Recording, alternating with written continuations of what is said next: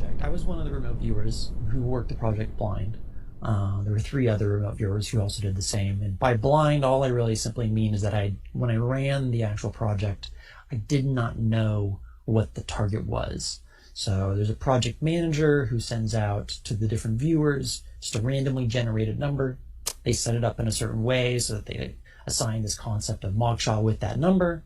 And then when we sit down to do the remote viewing work, our unconscious mind has no problem tracing that number back to the associated project, which is moksha. So it's a way that allows me as a viewer and any other viewer when operating blind to, since I don't know what it is on remote viewing, all my biases or information that I might have read about or books about the topic, it keeps it all out because I have no idea what I could be remote viewing. But so first I'm going to go over the site, and then I'm going to provide answers to a couple of the contextual questions that were answered through the work that really surprised us as viewers after the fact. And it's information, this is the type of thing when we're talking about reincarnation in general, most people tend to have a hard time believing that to begin with.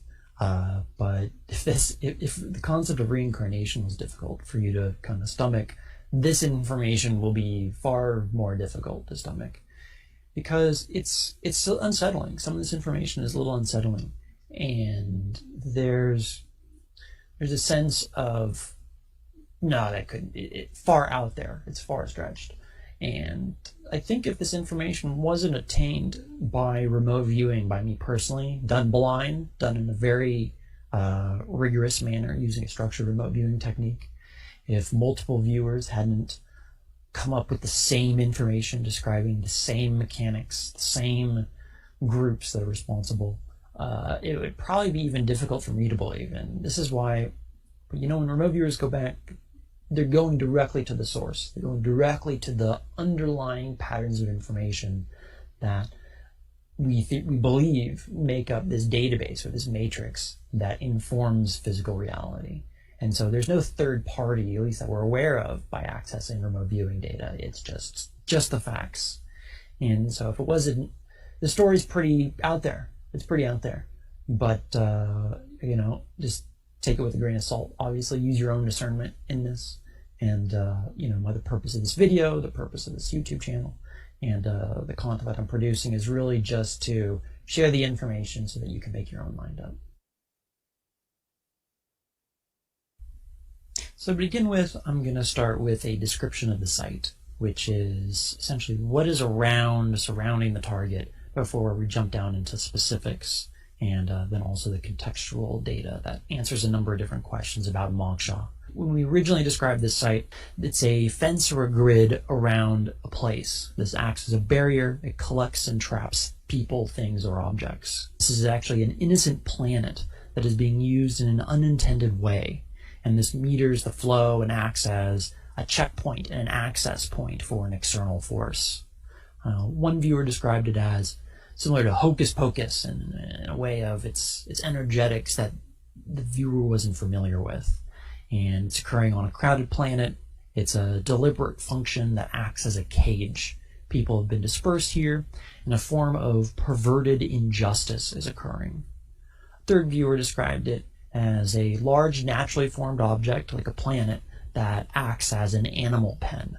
This is a refugee camp tucked away out of sight, and a magnetic force. It stirs, agitates, and it works in a cylindrical manner, like clockwork over a long expanse of time.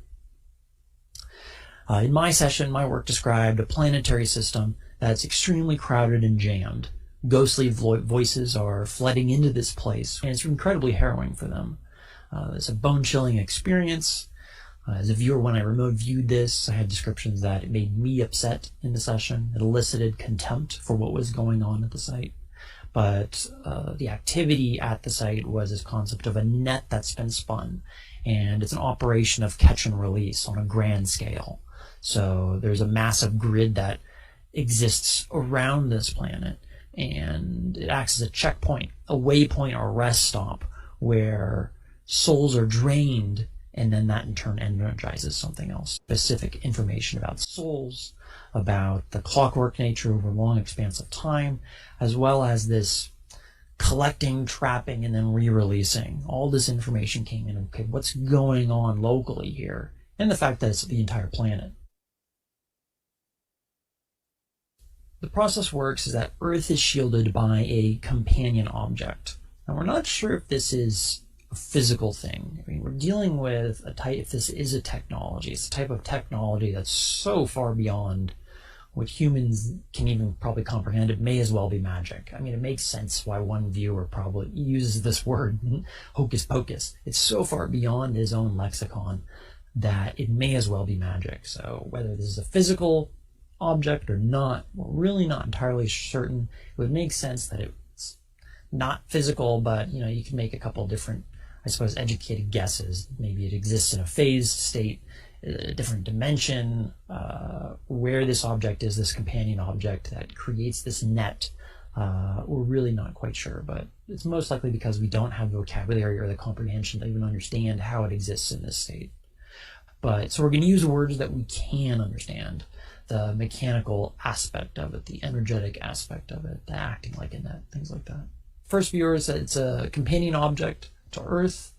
It's something that's powerful and magnetic, and it squeezes tightly around the globe. Another viewer describes it as a magnetic vice that is attached around a large place. It's a mechanical process that incorporates destructive chemicals, and an individual undergoes bombardment as they pass through this system. And the people that pass through, they feel lost. They don't have an understanding of what's going on, kind of associated with the losing of memories, would make sense. But they have this desire that seems to remain consistent through them, even though through this feeling of lost. More work describes that it's a little bit more specific. It actually gets the information point that these are souls that are being bent back towards the planet, and that the information, that the closest analogy was kind of like gravitational lensing, where if your soul is light, instead of kind of shooting off after you die off the planet, off to somewhere else in the universe, what's occurring is there's a artificial structure that is lensing or curving your light back down to Earth again. And then every time this occurs, it's constantly lensed or pulled back. It shows that this is an activity, is powering a massive rotating object that visually appears like an axle in space. It's fluctuating and absorbing energy that's created by this lensing effect. So the act of actually creating the lensing, of sending the light soul back to Earth, generates energy inside of this large structure. And it seems to be, there's chemicals that seem to be involved, at least that's a vocabulary to describe what's going on. Something's being bombarded, there's a destructive process, which I'll get into a little bit further in the work. But there's actually a fracturing that occurs to force this light, this soul, to kind of come back down to the planet again for a second, third, infinite amount of times. But ultimately that's powering something else. So the second contextual part of the information that is described is, well, what is being done to the reincarnating souls? There's a fracturing that is occurring. So the mind, the remote viewing data specifically stated that the mind and body of a person is splayed and fractured. It's rendering them very confused and upset about their predicament. Something is being extracted and taken from them without them being conscientious of the occurrence. The analogy that was used in the work is that of bees in a box, or like a harvest of honey from bees. And that there's a honeycombing, this is kind of the trapping within the mesh that's occurring, that's going on. And then there's a third party that comes in, extracts honey out of this box, this bee box, takes it for some other purpose, and then puts the bees back into the box. And then that's a very close analogy that matches what is going on here with souls. Another viewer described it as harvesting. There's a harvest that occurs when a soul goes up and then is refracted back down. More of the remote viewing work describes that there is the whole circumstance itself is referred to as toxic. The number of souls, the amount of individuals that are reincarnating on this wheel, is that creates an instability that is required for this alchemical process. Is that without this volatile planet without volatile souls, without creating this certain type of scenario where someone's taken and you're thrown back and you have no memory, it wouldn't produce what is desired by this third party. The crowded state of Earth and the number of souls here is required to create an optimal environment to extract what's desired. The confusion and anger caused by the confinement feeds into this process. And an aspect of the individual's mind or their soul, the intelligence itself, again, it's using our language, may not be literal, it may be more metaphorical, but is that the intelligence or the mind of the soul is being fed on by an external parasitic force.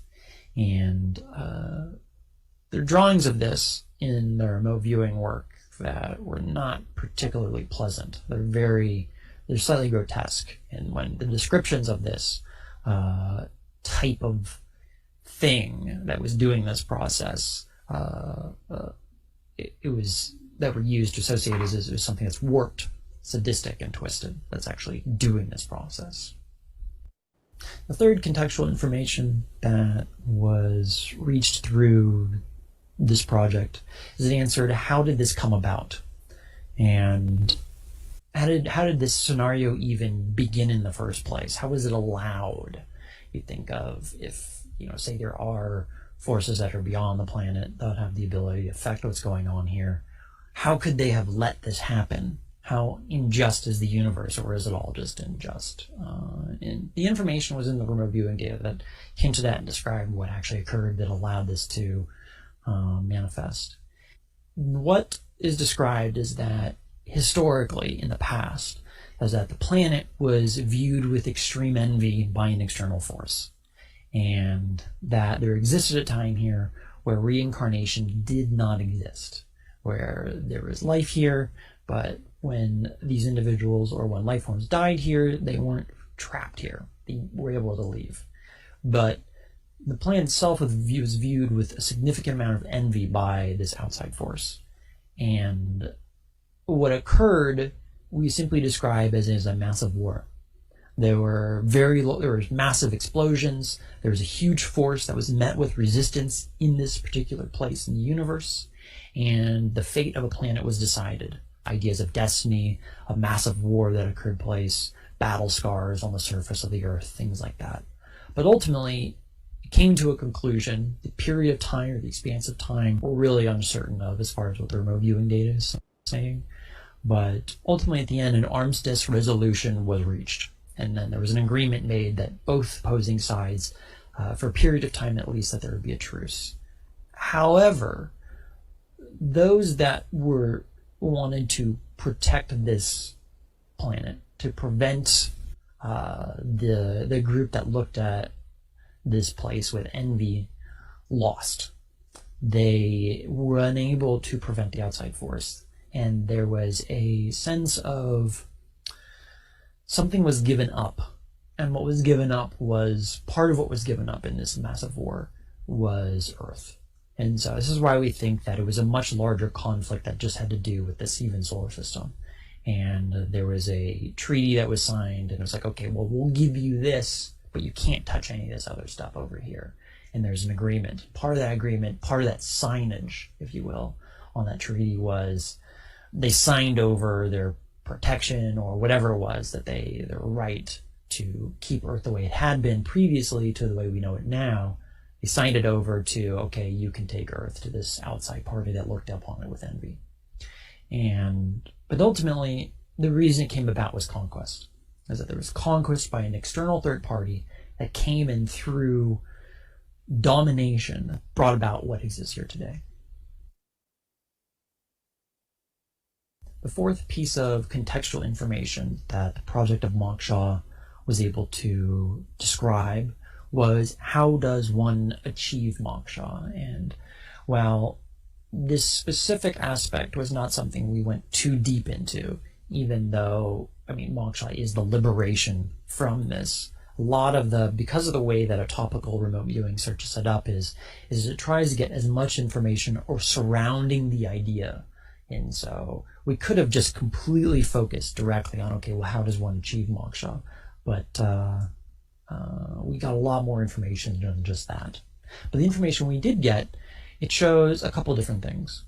First of all, it shows that upon death, that the particles, we're using our vocabulary that the viewers have, whether it's actually this, it may be something else, it's the closest in the vocabulary that we can use to describe it, is that particles like cosmic dust or dark matter, something strange, a strange type of particle that we don't have a description for, becomes charged and creates an emission. It's launched out of the individual very, very quickly, like a cannonball out of a cannon, or a bullet out of a gun.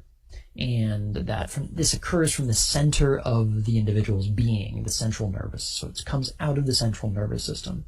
In other remote viewing data, you actually can see this, is that if you do an event recreation or remote viewing and you do the exact moment of death, and across the board in almost all of those remote viewing sessions, you see a spiral, something is spiraling right out of the top of the head of the individual from their internal system.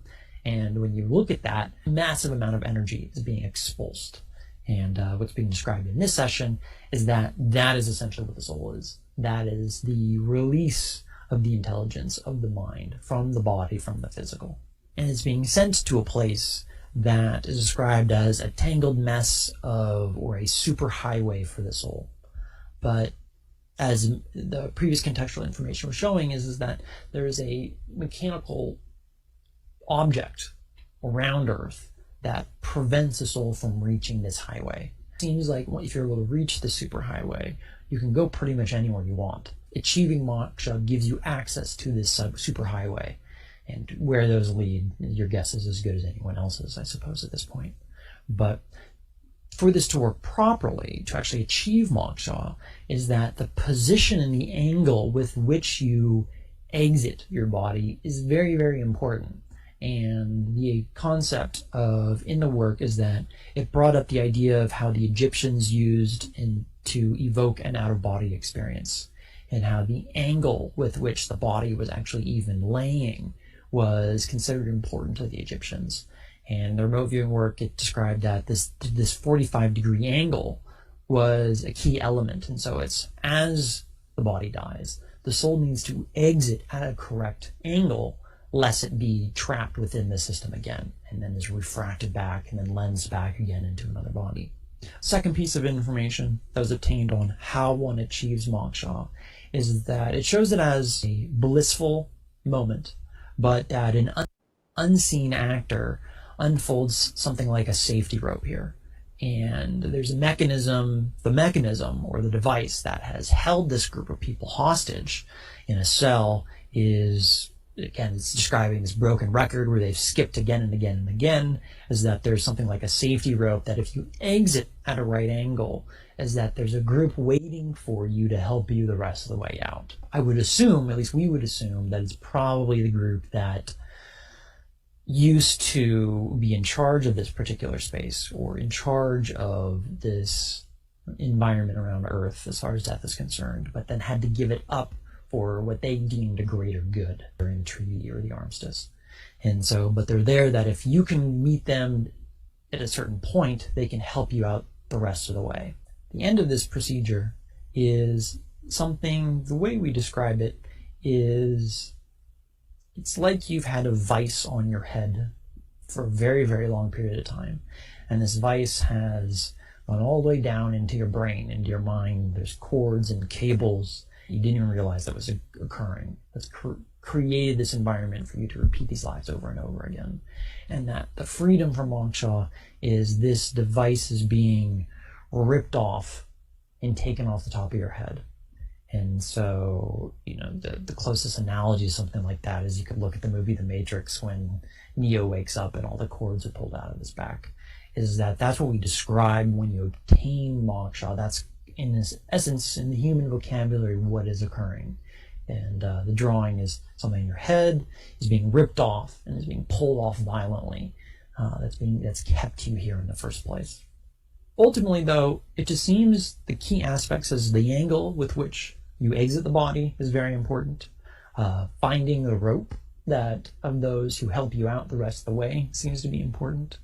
But then also the fear of the entire situation seems to be kind of a condemning factor, that because of that fear, because of that unknown, souls tend to go into a place that leads them back here in another life, which is something I'll talk about in a future video that we kind of got more information on a different remote viewing project.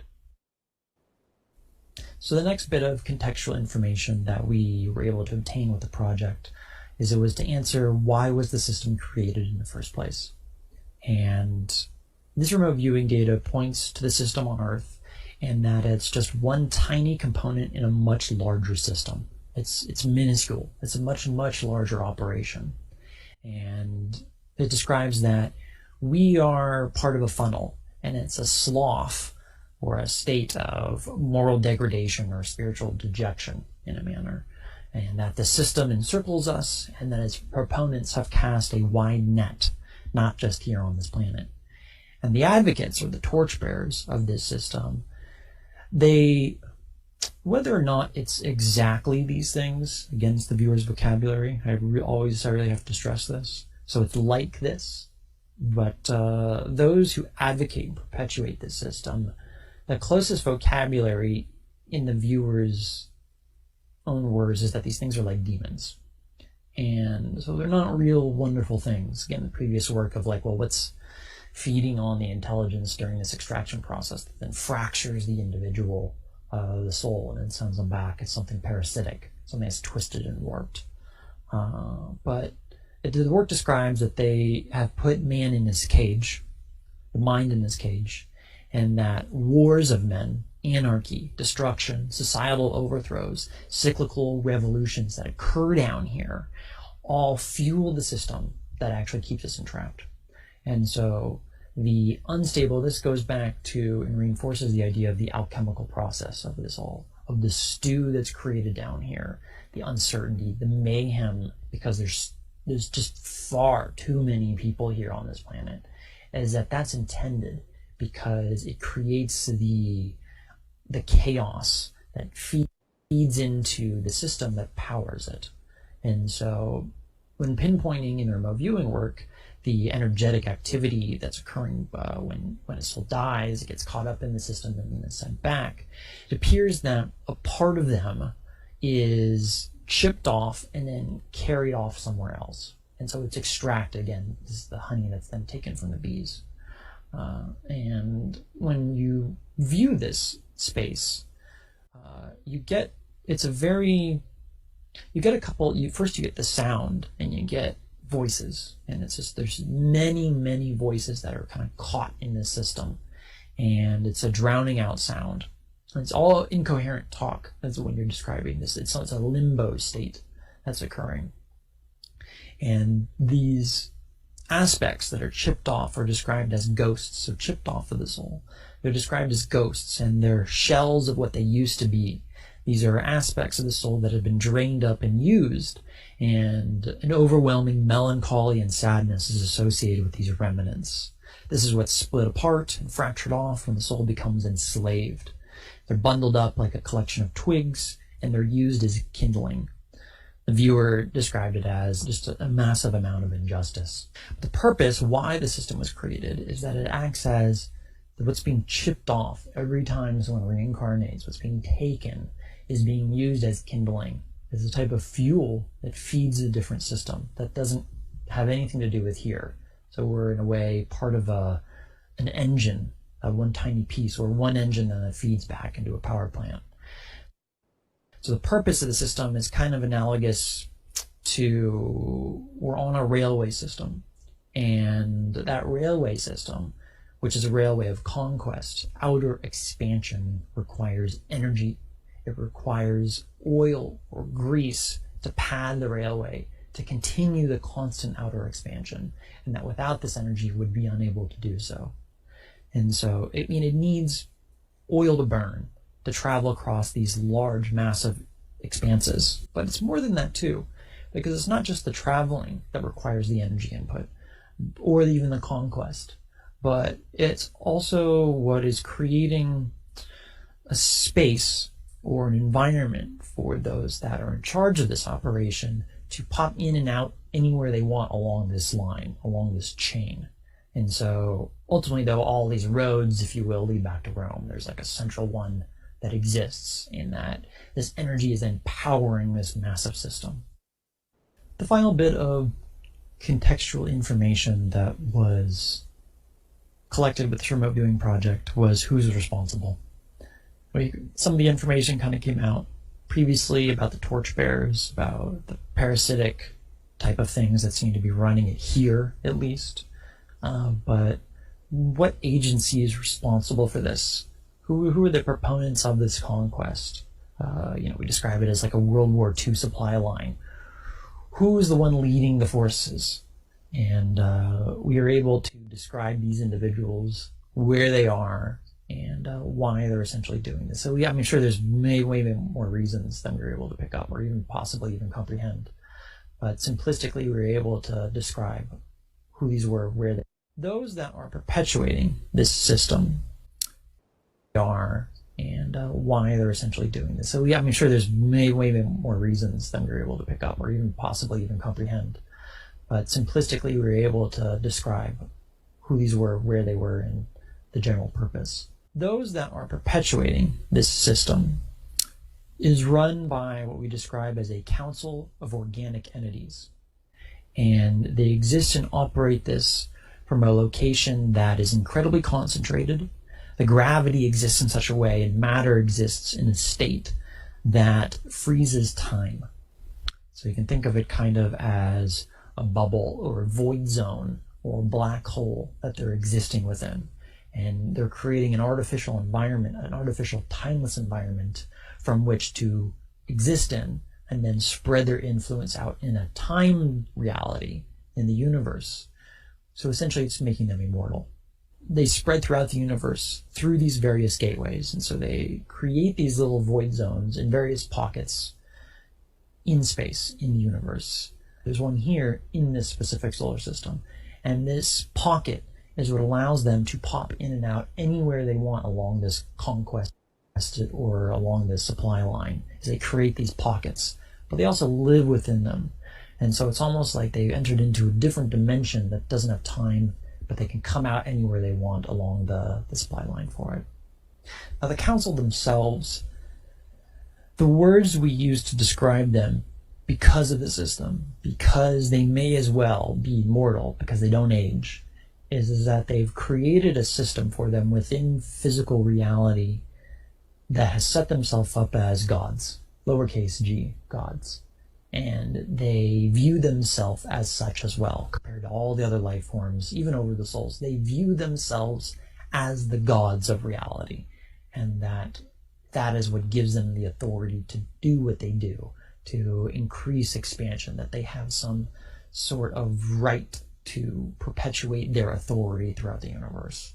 The energy that is being funneled back to create the system is also being funneled back to them. And when we describe these beings, when we describe their nature, it's not very positive. We describe them as, simply put, evil. As that these things are very service to self. It's about their own conquest. It's about taking the energy that exists in the universe, accumulating it, and then absorbing it for their own desires and to serve their own purposes. It has nothing to do with serving a greater good. It has nothing to do with bringing harmony or peace to the universe. It has to do with conquest, war, and taking the spoils back to create a larger system of control, and they act as immortal gods to this system. Now, one final thing about when you remote view these specific entities is, and remember that these are organic life forms. So these were flesh and blood, just like you and I. But through their technology, whatever you want to call it, they created an environment for themselves that they are no longer biological. They may as well not be, because they exist in this timeless reality. With or without bodies, we're not sure. When we draw them, we describe them with eyes that are blazing white. When you remote view them, they do notice you actually looking at them, but it's rather irrelevant to them.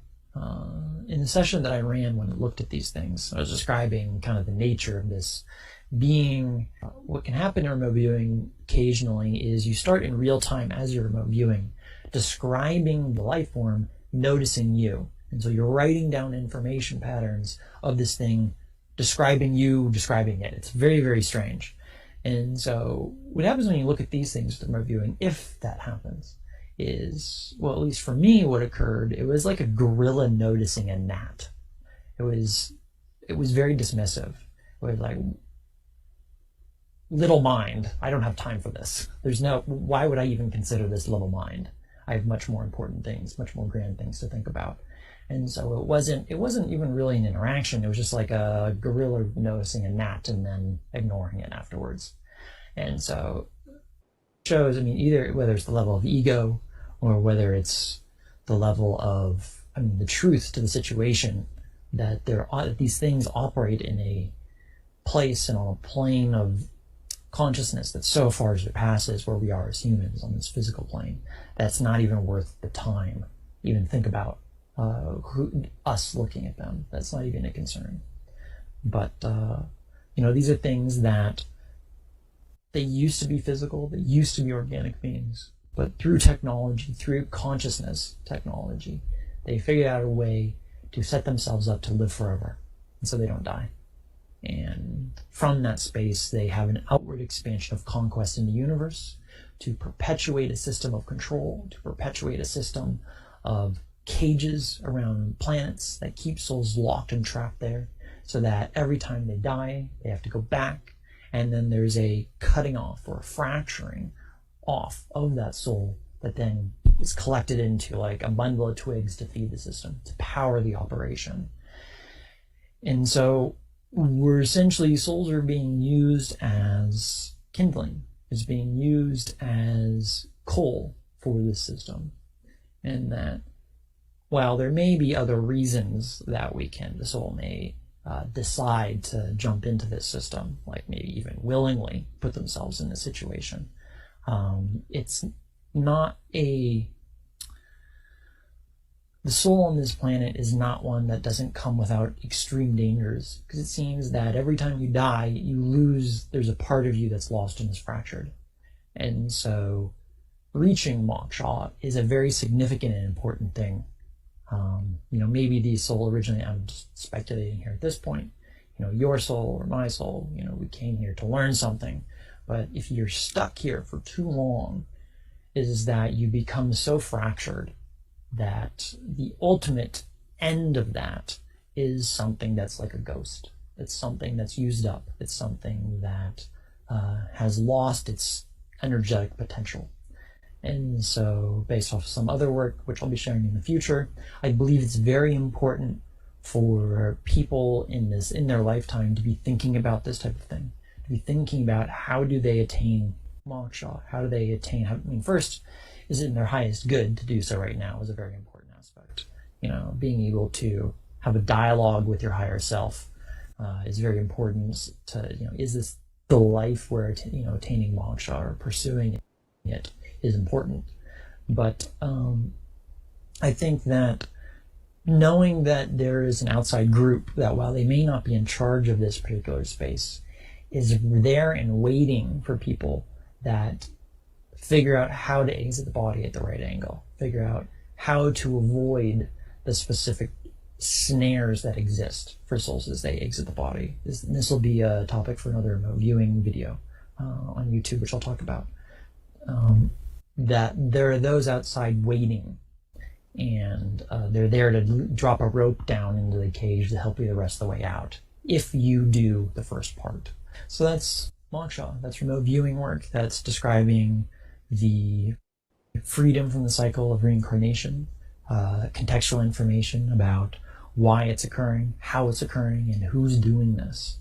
And I think it gives a little bit of perspective that there's a much larger game that's being played here, and Earth is just one tiny part of it, and we're not the center of the universe. We're just one tiny aspect on a very large board that seems to go back and be funneling into a system of fight, if you will, on the cosmic scale of the fight between good and evil. And our pocket of the universe is one that appears to be controlled by the negative side. Its authority, it has its system, exerts power and control over this specific pocket in a way that keeps people entrapped here, enslaved here. And so these ideas that you may have read about in the past of prison planet seem to fit. Is that it fits now the reasons for it don't seem to match up a lot of the other things that I've read about why this has occurred, or who's doing it. The remote viewing data very clearly kind of points to that idea that souls become entrapped here, and then they are harvested here again and again like bees for honey. And until the individual figures out how to escape the system, which the out-of-body experience, being able to determine where you exit from after death, is a key role. And then also overcoming the fear of exiting, this seems to be a key role. And then looking for that rope that's dropped down for you, and really using a discerning eye, I think, in that state of life after death, and that soul state afterwards seems to be important as well.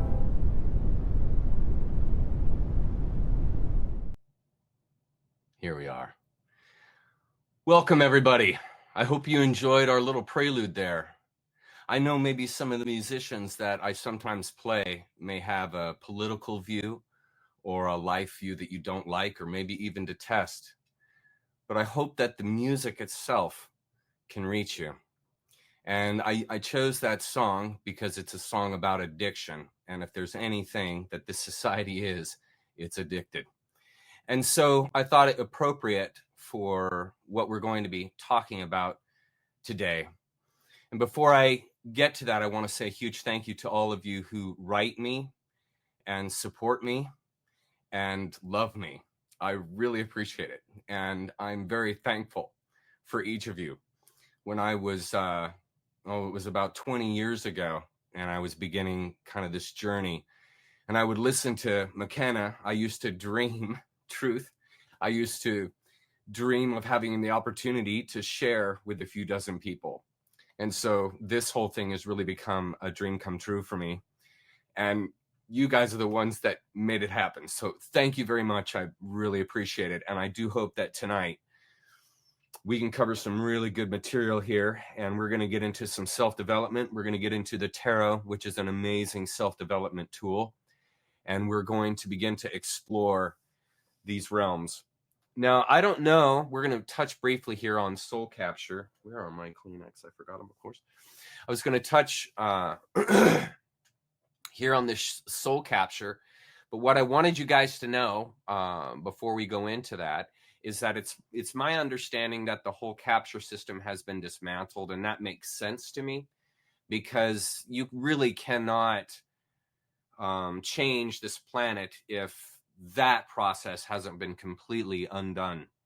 And so I'm not the type, and feel free to disagree, but I'm not the type of person to buy into this idea that is going on anymore. I think a part of this great awakening is truly the metamorphosis of not only each of our lives, but the planet itself. And what has been happening, I hold the opinion that it's not a doom situation, and we're not headed for destruction. Feel free to disagree. Feel free to think that we're headed for doom, we're all screwed, and there's no point in anything. That's fine. But I take on the life view that that's actually not the case. And because of the work that we're doing, because of the hard work you guys are doing, that is helping the transition. That is initiating the transition and continuing it forward. And as he mentioned a number of times in the video, it has been our participation, and be it forced or by choice, that has really been instigating and pushing this system forward. And so what we're doing tonight, self-development, working with the tarot, working with Hermeticism, working with alchemy, is exactly the work that must be done to change the situation. And change comes from us. That doesn't come from outside. It comes from us. And by uniting, by not everyone the same idea, but uniting together in the same ethos, in the same point, that is what brings about liberation for the community. But that starts with each person individually. And so I just wanted to start off with that little endorsement. I'm going to throw up a couple of slides here just so that when you go back and review this thing, you can kind of capture some things as we continue to move on, because we have so much to read tonight that we just don't have time to go through all the slides that I have today. But a couple of things I wanted you to see. First of all, in that video, he claimed that we've been in this system for about 800,000 years. And what was amazing was, as I said, okay, now there are so many other people who are claiming that we're having these cataclysms every 12,000 years, which we may have been. Look at what it maths out to. If you if you divide 800,000 years by 12,000 years, you get 66.6 resets since this all started. And I thought, isn't that poignant? That the math works out that way. And for those that think what that guy was saying was a bunch of BS and that there is no other reality than the material reality we're experiencing, a lot of atheists think that. It's fine, I'm not judging that. But if you think that, then this document will cause you pause. Now, back when I was doing my CIA work, this is all part of the satanic agenda that I wanted to cover, but I started doing these lives, and so I haven't had the time to bring about the fifth and sixth documentaries on the God Eaters. But this is from my research that I haven't released. And the bottom left there is where this is from. And it describes what is called the gateway experience. Now, the CIA worked for years, for decades, and probably still to this day is, in trying to understand consciousness and trying to understand what exactly is happening in these deep meditative states some of these yogis get into and these experienced people get into. Where are they going? What is happening to them mentally and physiologically, and what exactly is going on here? You guys know about those meditators in Tibet, where they'll be meditating in the middle of an ice storm and there'll be snow stacked around them, and all the ice within a 6-foot circle around them melts because they're generating so much energy. And that is, in my opinion, this soul energy. That's the energy that gentleman was talking about that has been stolen, has been pilfered from us as we've come back over and over again. And so as we all reevaluate what has been going on, educate yourself. And if you haven't read these documents from this Gateway Project, I suggest reading them again. There's just no time, so I'm not going to go into it, and I want to focus on the tarot tonight. But I'm going to put up these slides because I took the time to make them, as well as the need for y'all to read them. And it basically renders and shows from at least the CIA's perspective in their research and all of these people's testimonies that we all hear, that they're not pointing at nothingness. And that there really are layers to this world, folks. There really are layers. And there are pieces and components that have been purposefully hidden from us. Purposefully. And there are organizations and people that don't want you to know this kind of information like I'm showing you right now. And I'm simply going through these so that you can go back later and read them if you haven't. Because you've got to educate yourself. The only way you're going to save yourself is if you educate yourself. And so these slides do a darn good job legitimizing and explicating exactly what he's talking about. Now, obviously, these documents are unrelated to what he was saying, but the point stands, they're talking about and pointing at the same thing. And so my hope is by organizing some of that stuff, you guys can get a better grasp of exactly who you are, and that it's a really big deal to be here. And we are to fully dive in and engage, not only with ourselves, but with each other. No holds barred, all in.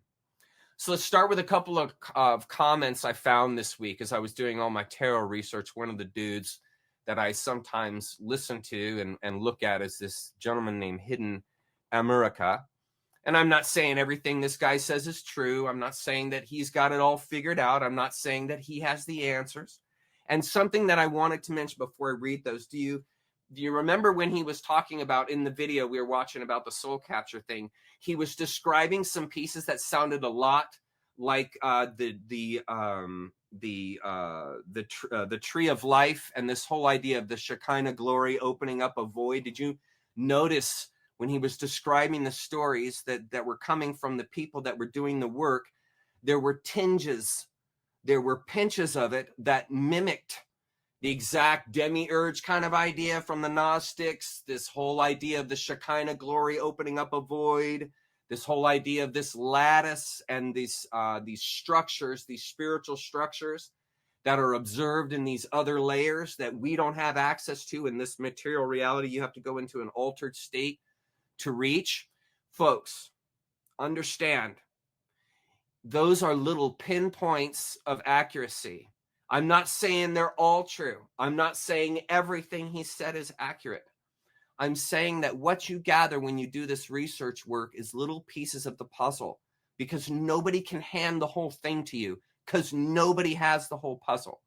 But what you get are pieces. When you hear people's testimonies, when you hear them talking about these things you have never experienced, weigh those in to your whole scaling system in your mind, and how you evaluate what you are, where we are, why we're here. Is there a purpose to any of this, or is this all happenstance? You're never going to get all those answers from one person, ever. So don't ever think like a cultist, where all your answers are in one book. All your answers come from one prophet, one guy. All your answers come from one group. Don't do that to yourself. Do not do that to your higher consciousness, to your consciousness, which expands. Did you hear him talking the whole time? This whole thing is an expanding process. The universe is an expanding enigma, an expanding organism.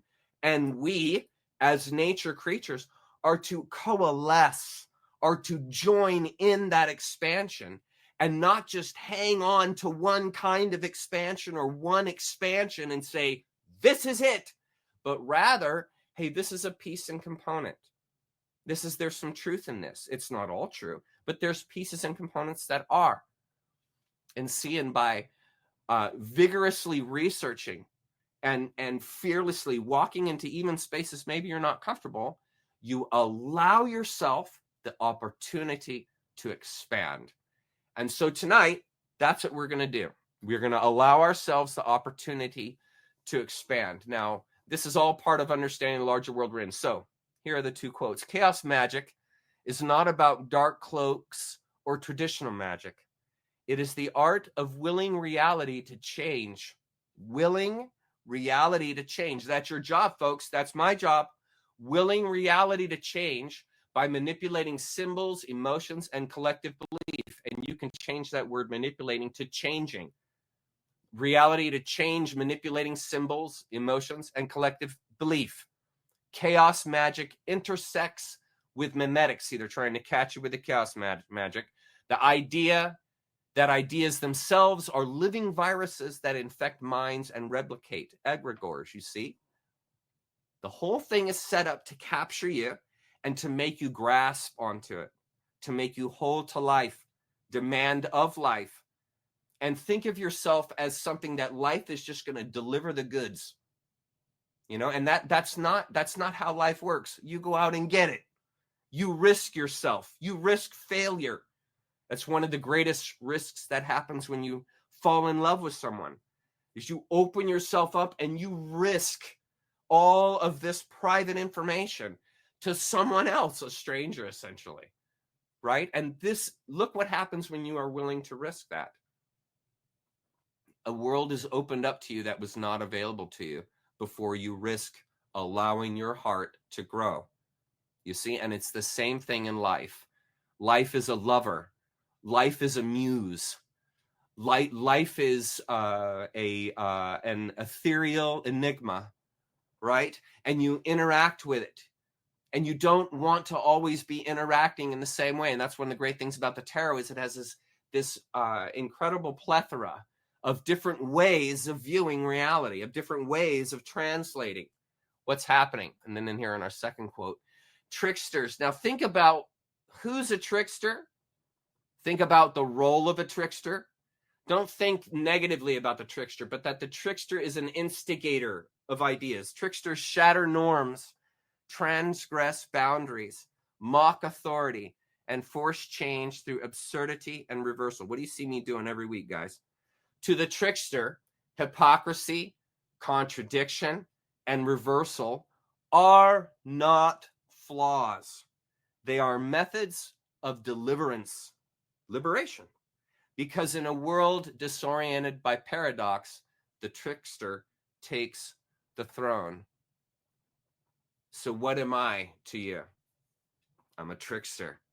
I'm a trickster. I'm taking the world as been handed to you, and I'm giving you the antithetical perspective, the antithesis of it, and saying, actually, it has a different sense when you look at it from this other perspective. And that's the role of a trickster. You can't always think of a trickster as someone who's deceiving you, as someone who's intentionally trying to mock you. They're actually trying to awaken you. They're showing you realities that are outside the norm, and this burgeons, this allows your mind to walk into a new space. And so tonight, as we walk into the tarot, something that I used to be very afraid of as a conservative Christian, we're going to learn that it's actually quite efficacious when it comes to growing. Now, here we go. The tarot is far more than a tool for fortune telling. It is a book of wisdom disguised as a deck of playing cards, encapsulating the esoteric knowledge of ancient civilizations. Its symbiotic nature makes it a profound instrument for philosophical and psychological study. You guys know I'm a philosophy psych like freakazoid, so this makes sense to me. Rather than a trivial game or a parlor trick, the tarot's primary purpose is to unveil universal truths and guide individuals towards self-mastery and spiritual enlightenment. And of course, I use the Rider-Waite deck. And the reason for that is its saturation in hermeticism and alchemy. And in my opinion, these are some of the most effective ways of awakening a mind, because they deal directly with the mind. And that really is the challenge here. Okay, continuing.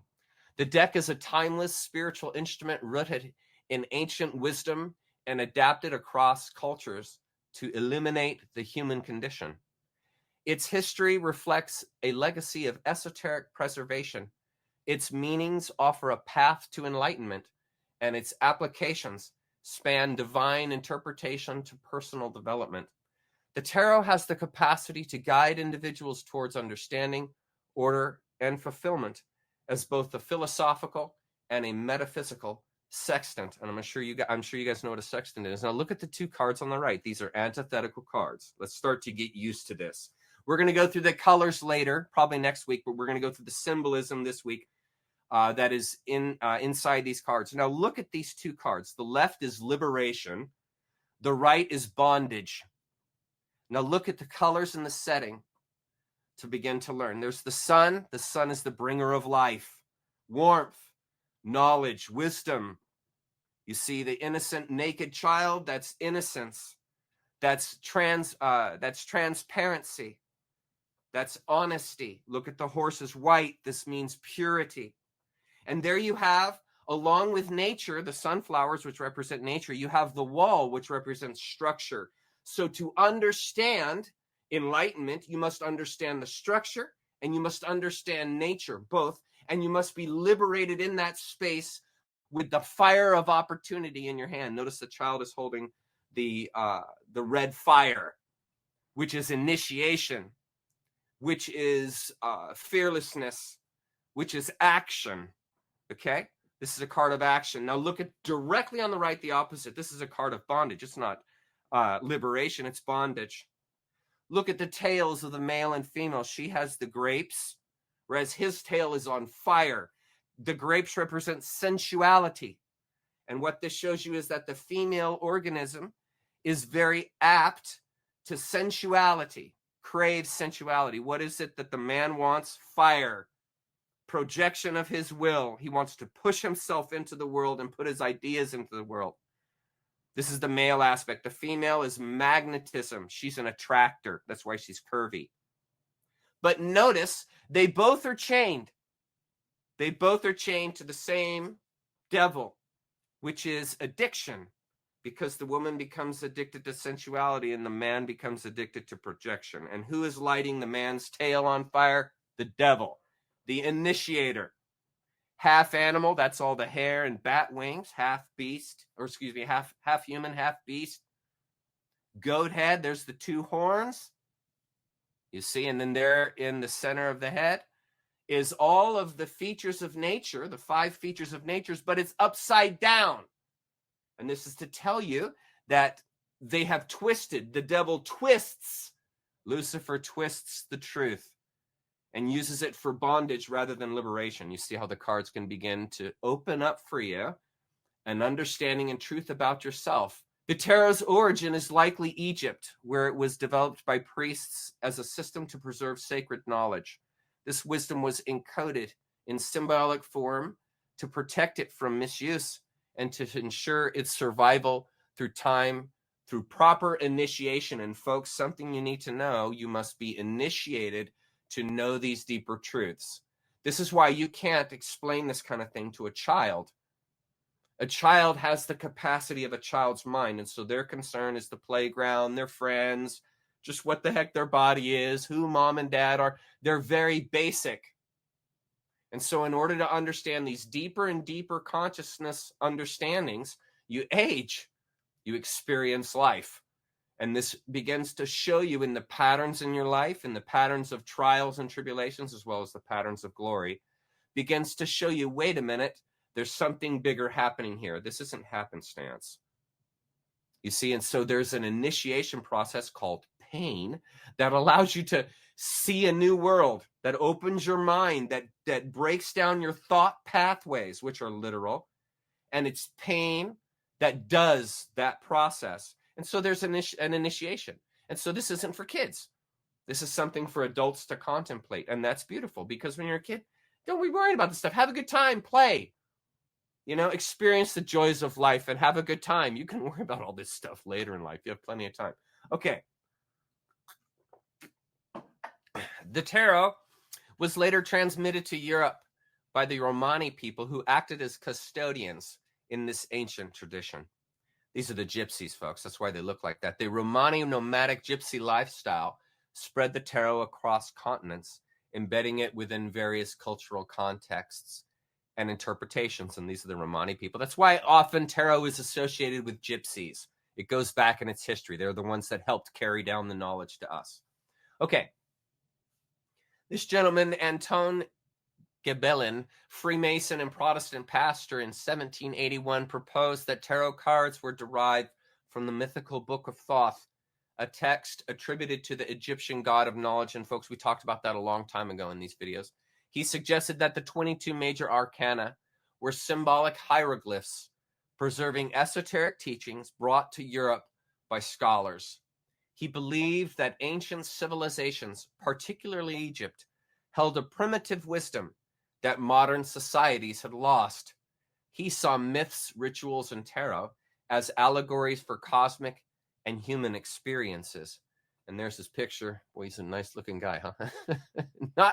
Not real happy. He doesn't look like he's applying the principles very well, but moving on. No need to judge. The Rosicrucians and Freemasons adopted the tarot during the Middle Ages and Renaissance. These satanic groups reorganized its deeper significance and integrated it into their teachings as a tool for initiation and narrative control. And this is the beginning of mind control, utilizing the tarot cards. Because, of course, these satanic anti-human groups want to do that. Contrary to popular belief, the tarot did not originate as a mere game or control algorithm, but a complex structure divided into major and minor arcana groups, which convey a mystical yet organized philosophical intent. And folks, the major arcana is the soul's journey. I'm going to show you this in a minute. It's the soul's journey. And the minor arcana is your living, like your being journey, like in this world right now, the world of matter and material. Okay, so that's the major emphasis of the two groups. And actually, if I've got a photo, I want to show you real quick. Here, this is ahead of the game, but we'll jump here. I'll go back. Now, right there in front of you are the major arcana. Okay, that's all of them. Now, here's what's interesting. Each one is numbered. You can see at the top 0, 1, 2, 3, 4, 5, 6, 7. See how they're all numbered? Now, here's a clue. That's not happenstance.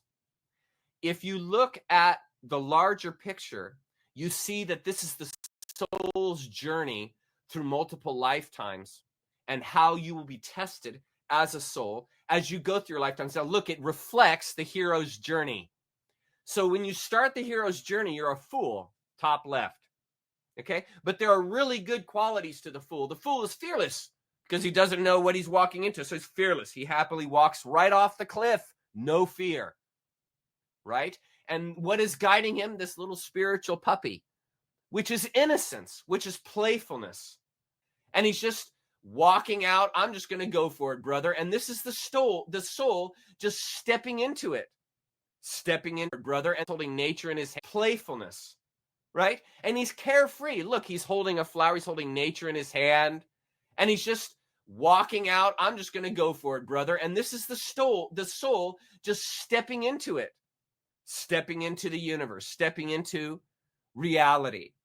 Right? And what is first realized by the soul is all the powers of the soul. We see the magician, and there you see the cup, the pentacles, the rod, and the sword all on the table, noting his mastery. So this is within the individual. That's what it's communicating. It is within, these powers are within your soul. That's why there's an infinity above his head. Because you are omniscience, folks. Your mind is omniscience. Your gut mind is omniscience. It knows everything. It has all those powers, but your conscious mind can't conceptualize omniscience because omniscience is past thought. That's why you can't put nature into words. So the more you try to harness nature, hold down nature to a story, the more you tie it down, the more blasphemous you become in your life.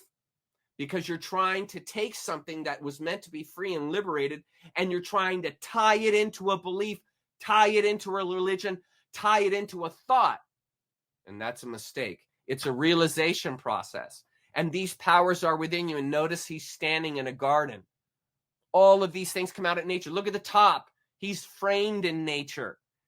And look, he's holding this scepter of power. As above, so below. In other words, you are like the universe here on earth. All the characteristics, all the knowledge of the universe, everything is right there inside you. And that truth is also down here. And you see it in material reality. This is seeing the God within the essence of all things. And that's exactly what that card is pointing at. The essence of all things is inside you. And this is what the controllers never want you to know, because if you find that out, you won't obey them. You won't obey, period. You'll become a hippie. You'll leave all constructs and figure it out for yourself, because you'll realize I was never meant to work in a box my entire life. I was never meant to buy into one narrative. I was never meant to stand in line. I was never meant to obey. And see, you find this out the more you find out about who you are. And what is the tarot trying to show you? That these powers are inside of you. All these powers in right there on the right of the major arcana. When you learn the powers of those cards, what happens? You learn the power that is within inside you, and this burgeons you. This endorses you from within, from the heart that you know that you are. And see, no one can stop that force. No one can stop it. So it's simply, here's the trick, it's simply realizing it. That's all it takes. You just simply realize it. And it's, oh my God. And when you realize it right there, that's when the catastrophe happens. That's when the magic happens. The catastrophe is, my entire life's a lie. The glory is, holy smokes, I am so much more than I was told. I am so much more than the sinner they told me I was, than the saved sinner they told me I was, than the happenstance, chance, science told me that I was. I'm so much more than that.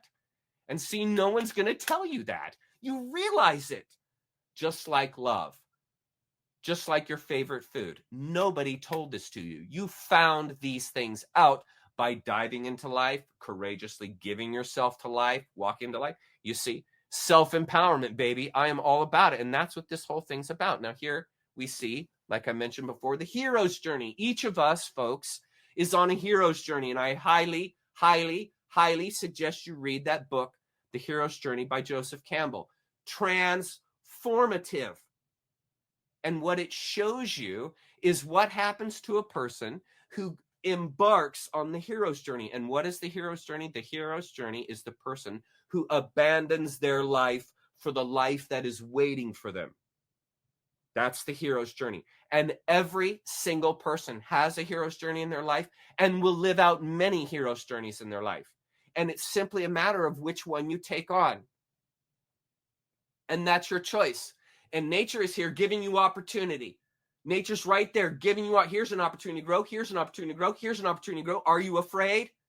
Can you walk into the space? Do you have the courage?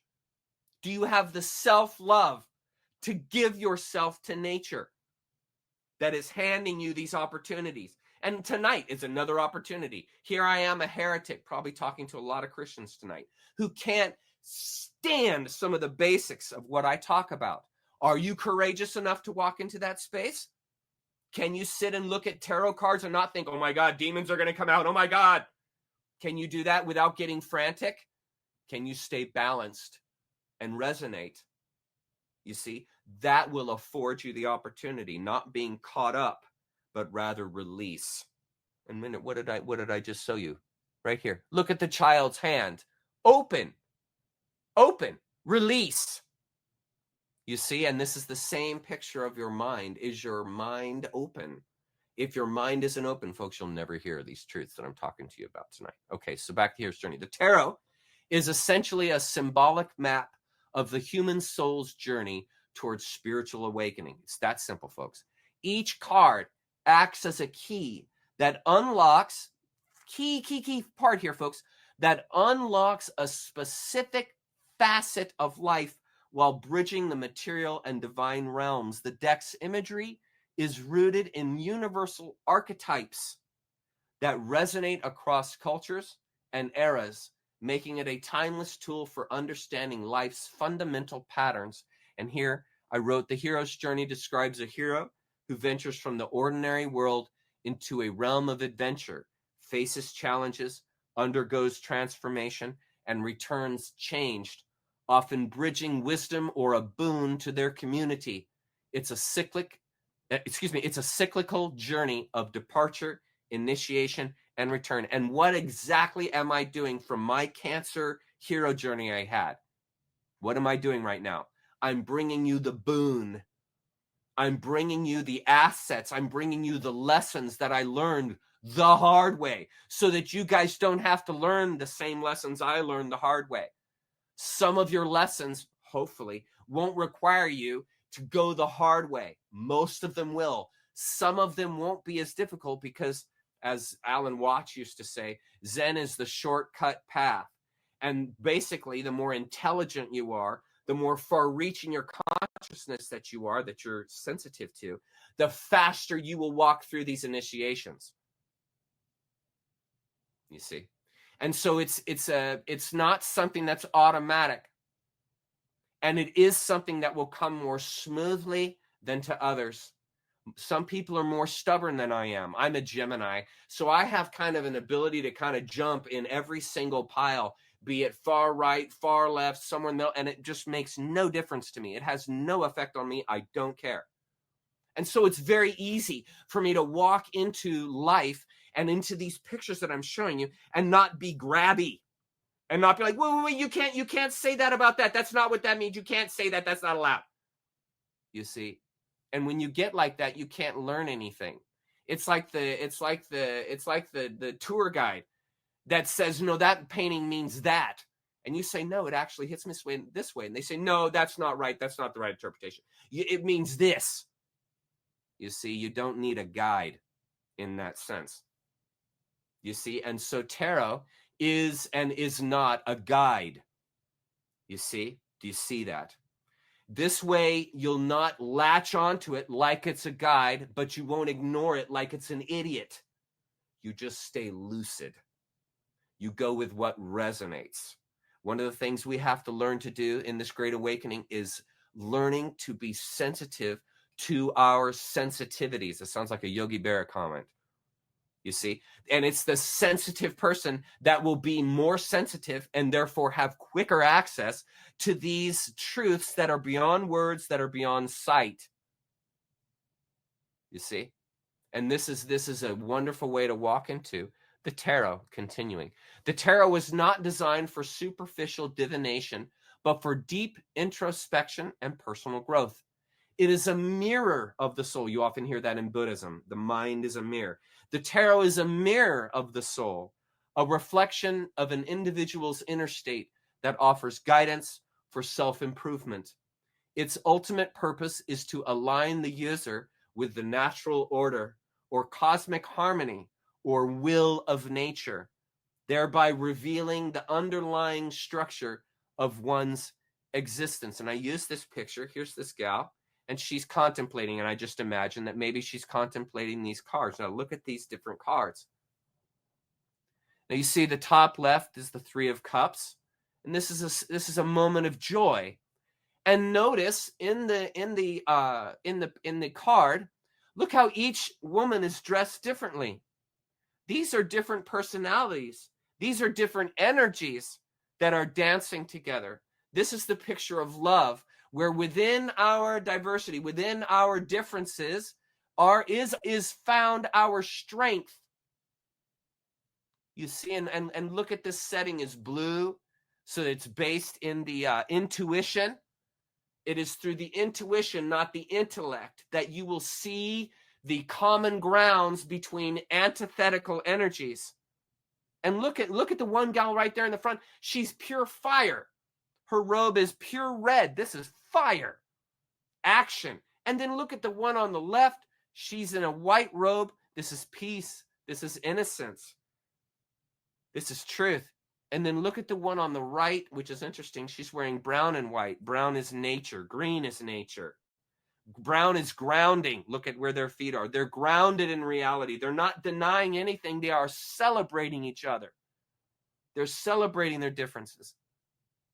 And then look just to the right there, the Two of Swords. Swords is air. I screwed up last week when I messed up and I said that sword was mind twice. I meant to say that it was the air. The sword is the mind that cuts through the invisible layers.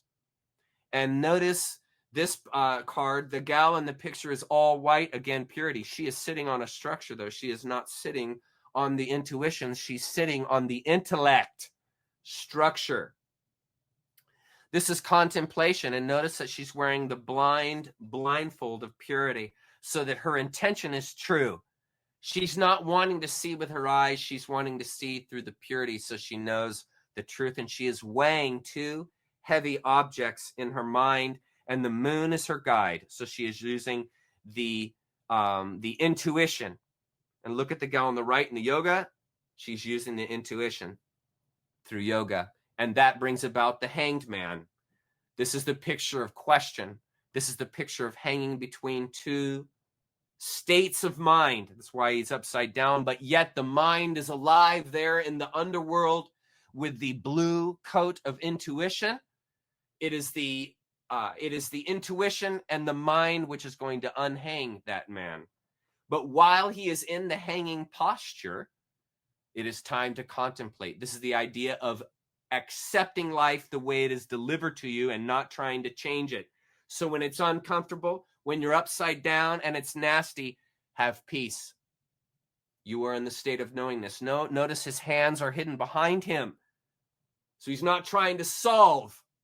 Think about it. He's not trying to solve anything. And look, he's hanging from the same line of the cross that I always talk to you guys about, the vertical line and the horizontal line. Look where his point of tension is. Right where I tell you guys all the time. Right there at the ankle, at the point of the cross.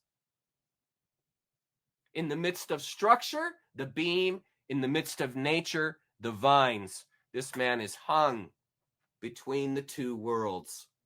And what do you see in the picture? What is she doing? She's contemplating this.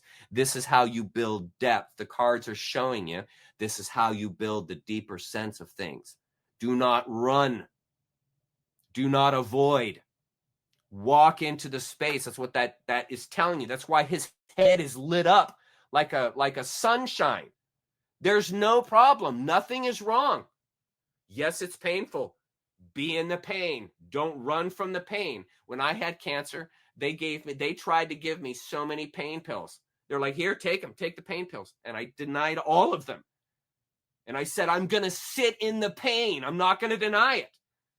I'm going to accept it. This is part of the healing process. This is how I grow. Go into it. Pray for strength to endure it if you pray.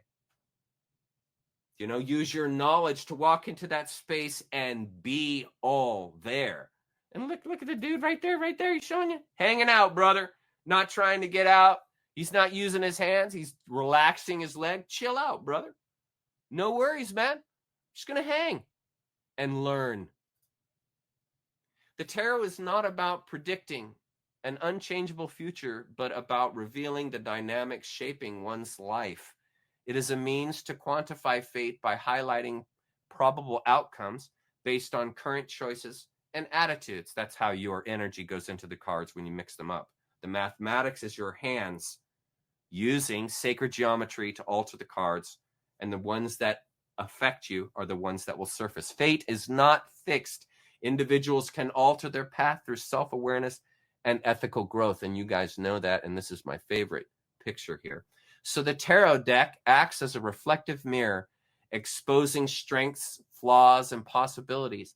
It has a role in character training as it encourages discipline, introspection, and the courage, there it is, baby, the courage to face one's deeper inner truth. By engaging with its symbols, one learns to align with the universal order, sacred geometry, so to evoke clarity out from one's own life. Realizing who you are is empowering and dispels anxiety and depression. And you guys have heard me say 1,000 times, isn't this an awesome little picture? So Cat is finally seeing what's inside of him. And folks, this is what I want for you. This is what I want for you, is for you to see this is you. And you don't need anyone. It's all within you. Others will help share with you. Others will help show you portions. But that right there is the picture of you. And if you look to the left, the mirror, see, this is the world wants you to see that, meaning the controllers want you to see that. But see, the intuition, the deeper mind, it sees what the eyes do not see.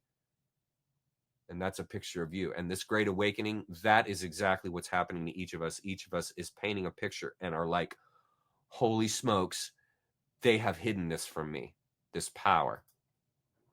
A timeless spiritual instrument rooted in ancient wisdom and adapted across cultures to illuminate the human condition. To illuminate the human condition. The card reflects a legacy of esoteric preservation. Its meanings offer a path to enlightenment, and its applications span from divine interpretation to personal development. And that's what I've been doing. The soul's path, the life path. The Rider-Waite Tarot deck specifically has capacity to guide individuals towards understanding, order, and fulfillment as both a philosophical system and a practical tool. So I took the 4 king cards, swords, cups, wands, and pentacles, and I put them all together so that you could see the differences. Now look at this. This is just so interesting. Now here on the left, we have the King of Swords. Now what is sword? Sword is the mind, the intuition, the deeper aspect. Look at the blue robe he's wearing and the blue sky. Even the sword is blue and white. This is the intuition expressing the purity of truth. That's why it's blue and white. Look at underneath his robe is hidden action. And notice his feet. You only see a partial little red shoe, meaning this person is a thinker. This person is a contemplator. They will bring action when it is time, but when it is not time, they have no problem keeping it under the cloak. Notice how he is sitting upon nature. So he has a blue robe, which is the intuition, and then he's sitting upon nature, which is the intellect in this case, because it's ground, it's not water. You see, now look at the opposite side. Look at the King of Pentacles on the far right-hand side. Look at this guy. Look at how he is adorned in sensuality, materialism. The grapes, remember from the devil picture? Sensuality.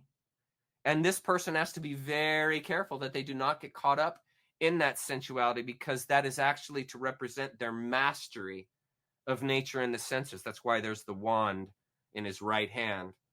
This is the mind made manifest, the ideas made manifest. That's the wand in the right hand. And then there in his left hand is the pentacles, which represents the earth, which represents natural nature. And see, he is gazing down upon it as he is a master of it. That's why his hand is on the top of it. And notice the bulls on both the place that he is sitting. That's action. That's loyalty. That's strength. Look at his helmet or his crown adorned in nature. This guy is all about the material world. And there are beautiful aspects to that. And then there are also warnings for it. And we're going to get into that. I don't want to spend too much time on these slides. We've got so many slides to go through.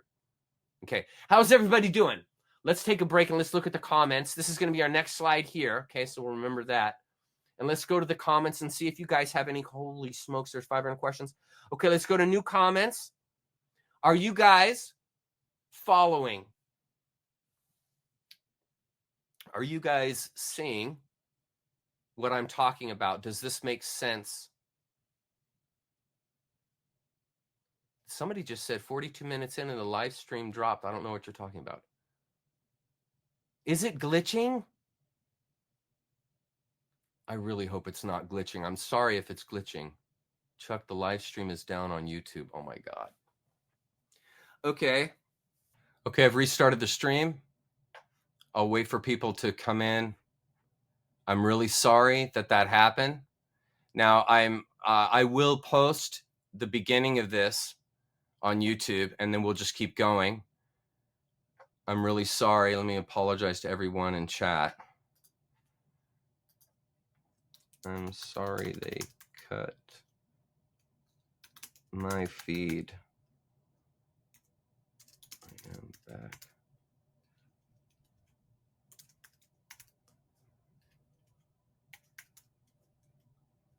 Okay. Man, I am so incredibly sad that you guys did not hear that. I had an awesome thing going. Okay. So we're going to continue. I'm really sorry that happened. I did not know. Okay. Okay, I'm so sorry. Now, after this is over, I have the original recording of what was happening. So after this is over, I'm going to post that other stream and I'll get it downloaded so that I can get it posted, because that was really good information. And if not, then I'll just grab it off of X, but we'll keep going here. I feel so incredibly badly. And I'm so sorry it cut out. Yeah, I'm going to post the old one, and I'm not going to restart everything because I had a really good intro. So I'm just going to post the part 1, and then I'll just link them together and make just a single feed and post that to YouTube and to Rumble. I'm so sorry, guys. I had an amazing intro. I'm really happy with it, and I'm praying to God that I still have a copy. I think it'll be on X, and so I'll go check it out there. But let's go back to where we were, and I just can't believe they freaking cut me off, man. Freaking YouTube. Okay. Are we there? Okay. It's sad. We're not going to have the people that we had before. We're going to keep going. Okay, continuing. Various cultures have adapted the tarot to serve spiritual and practical purposes. These cultures emphasize tarot's versatility as a method for interpreting divine will, organizing chaos, training character, and understanding the now. This is rendered in the following cultural applications. Ancient Egypt, the tarot began here as a sacred instrument used by priests to discern divine intentions and advise rulers. Its symbols were an initiated coded language for communicating cosmic truths. And then in medieval Europe, alchemists and mystics employed the tarot to explore the interplay between the microcosm, human life, and the macrocosm, the universe, using it to decode the mysteries of existence. Okay, I'm just giving some gravity to the tarot and showing you its walk through history. We're getting a few people back. I cannot believe they chopped off my live. This was one of my best intros I had ever done. Okay, so next slide. The Romani people. The Romani preserved the tarot's esoteric meanings, using it to access using it to assess character and provide spiritual counsel. This culture maintained tarot's integrity as a living tradition over vast spans of time. Secret societies, groups like the Rosicrucians, the Freemasons, used tarot as a training structure for initiates, enacting a controlled development and a means of conceptualizing natural laws. I want to say something about that in a minute. Across these contexts is a common thread: the tarot's ability to bring order to life's chaos, eliminate fate's patterns, and cultivate personal discipline. Tarot is a bridge between human experience and divine purpose, adaptable yet constant in its core function. And what y'all need to know is the tarot was used by some of the Masonic peoples, the members, to coerce. They weren't used to liberate. They were used to coerce members and locking them into that belief system. Because what is the Illuminati? It's just another belief system. It's another thing to subscribe to. You see, it's another religion.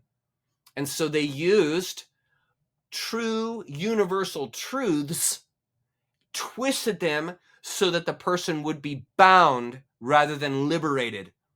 This is why the tarot cards got such a bad name in so many circles, because they were misunderstood. And what happens so often with a person who awakens? They're misunderstood. They're totally misunderstood. And so in the same way that the tarot has been misunderstood and turned and twisted against itself, people are twisted and turned against themselves by those that don't want to liberate, by the controllers. You see, and this is what I want you to understand is the tarot was never meant to control you. It was meant to liberate you. It was meant to show you through symbols, not words, through symbols, the deeper truth that you are and that nature is. That's its purpose. It's a tool for expansion and awareness. It is not a tool. It is not a tool for divination. It can be used for that, but that's not its intention. That is not its intention. Its intention is awareness and consciousness expansion. And that's what we're going to do today, man. The tarot deck is divided into two groups: the major arcana and the minor arcana, the lesser secrets, the greater secrets and the lesser secrets. The minor arcana comprises 56 cards across 4 suites: wands, cups, swords, and pentacles, each tied to an element and aspect of nature and human life. The minor arcana is an apparatus for understanding daily challenges and refining one's character through practical application. The 56 minor cards reflect spiritual principles by emphasizing daily life. Each suit includes court cards, king, queen, knight, and page, which are interpreted as stages of mastery or roles within the suit's own domain. The numbered cards, ace to 10, trace more of a progression of life. I mentioned this earlier. Life experiences that instruct the student using metaphors. Does it make sense? Metaphors. What? Okay, here's a good example. What was it that Jesus used to teach people some deeper truths? Parables, stories. And people learn when they're given word pictures, when they're given pictures in their mind, they can see a deeper truth. You see? And that's exactly what the tarot is doing. The major arcana consists of 22 cards representing the soul's journey from ignorance to enlightenment. These cards are universal symbols reflecting stages of inner growth. You see, and I could just go on and on forever with these things. Okay, the major arcana traces the soul's archetypal journey, while the minor arcana applies lessons to everyday life. Each card reflects a mirror of the self and a guide to enlightenment, emphasizing awareness, balance, and cohesion with universal truths. According with reality offers the seeker a wellspring of understanding and growth through self-development. And the reason why there's so much development is that you're according with nature. And here's some good cards here. So up at the top left there, we have the Tower. This is obvious what's happening here. This is the falling apart of reality, the falling apart of one's life. Folks, this is what we all are going through right now. We all are in the tower right now because that's where growth begins. Where did the greatest growth in your life begin? I would venture to say almost 100% of you will say, at my deepest, darkest point in my life, that's when I began to transform. But it wasn't until I reached rock bottom, the bottom of my addiction, the bottom of my sorrow and depression, the bottom of the ending of my marriage. It wasn't until I reached that point, boom, the light comes on. Boom. Now, light doesn't come on if you don't hit the bottom. This is why nature's merciless. It's not a sadist. It's not looking to harm you. It's just, this is life. This is how we learn and grow. There's nothing to fear. You see? And see, the tarot are there to meet you at that space that you are right now. Not in the future, not in the past, right now. And when you look at this card, that is what is happening to us. We are in the tower. There's nothing to be afraid of. Fall, dive, go for it. We are leaving. Look, the bodies are coming out of what? The structure, the white stone structure. And it's on fire. Fire is action. Fire is burning. Fire is change. And what is happening? Look at the crown at the top. The crown, your old masters are no longer your masters. Your old rulers are no longer your rulers. You are leaving. You are leaving the space. And that's what the tower is. And what are all of us doing right now? We're leaving. Are we not leaving the structures that raised us, the structures that trained us? Are we not leaving those right now? Departure. Peace out, brother. I'm out of here. What did I show you with my cards? Show you. Look, this is the theme of my freaking life right there. Middle card. 8 of Cups. Peace out, brother. I'm out of here. Notice he's not even looking back. Not even looking back, man. And the Cups is all of his relationships, all of the love he once knew, all the understanding he once knew, all the riches he once had. Peace out, brother. He's already crossed the river. He's on his way, man. He's not coming back. And look where he's headed, straight into nature. Look at the mountains, green with nature. Nature is awaiting you. That's the life that is awaiting you. And it's awaiting you when you decide to leave the one that you are in now. Welcome to the tower. And then we have the 10 of Wands. Wands is the imagination, is putting your creativity to action. It's the burgeoning, that's the new green growth that grows out of the wand, is the new opportunity that comes from the imagination, that comes from the deeper sense. And unfortunately, in this card's case, this gentleman has become consumed with his own ideas. And this is the picture of the person that doesn't have the peace and harmony necessary, or they haven't enacted it, in order to take action. Notice that he's wearing a red robe. He's wanting to take action. The fire is there, but notice his head is buried in the wands, buried in his own ideas. Maybe he doesn't have the courage. Maybe he's afraid. But they have become a burden because he has not expressed them. And this is the key thing. The plant wants to grow. The plant wants to grow. And so you have to do what is necessary to foster those ideas, the plant, to a healthy garden. And so he has it right there. You see, he has it all in him. It's ready to go, but he's just buried in his own ideas. You see, let's not dwell. Let's keep going. Very quickly here are the colors. Now, we're going to have a whole deal on colors next week because there's just too much information we got to go through because we got to get to the symbols. Now, here are the symbols. Now we start getting into the meat. The 4 suits of the minor arcana. This is daily life. The 4 suits of the minor arcana are represented by distinct objects that carry profound symbolic weight. The swords, cups, wands, and pentacles. These items are more than mere tools or icons. They are archetypes that embody the elemental forces of air, water, fire, and earth, respectively, and so effectuate essential aspects of human experience while promulgating spiritual evolution. You see, that's how it happens through these different symbols, and these different symbols represent aspects of you. So we have the sword, which is the mind.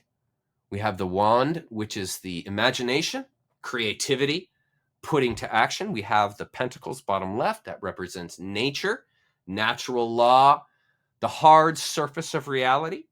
And then the cup, which is the emotions, the sensitivities, that which allows you to fully experience the sensorial world of the pentacles.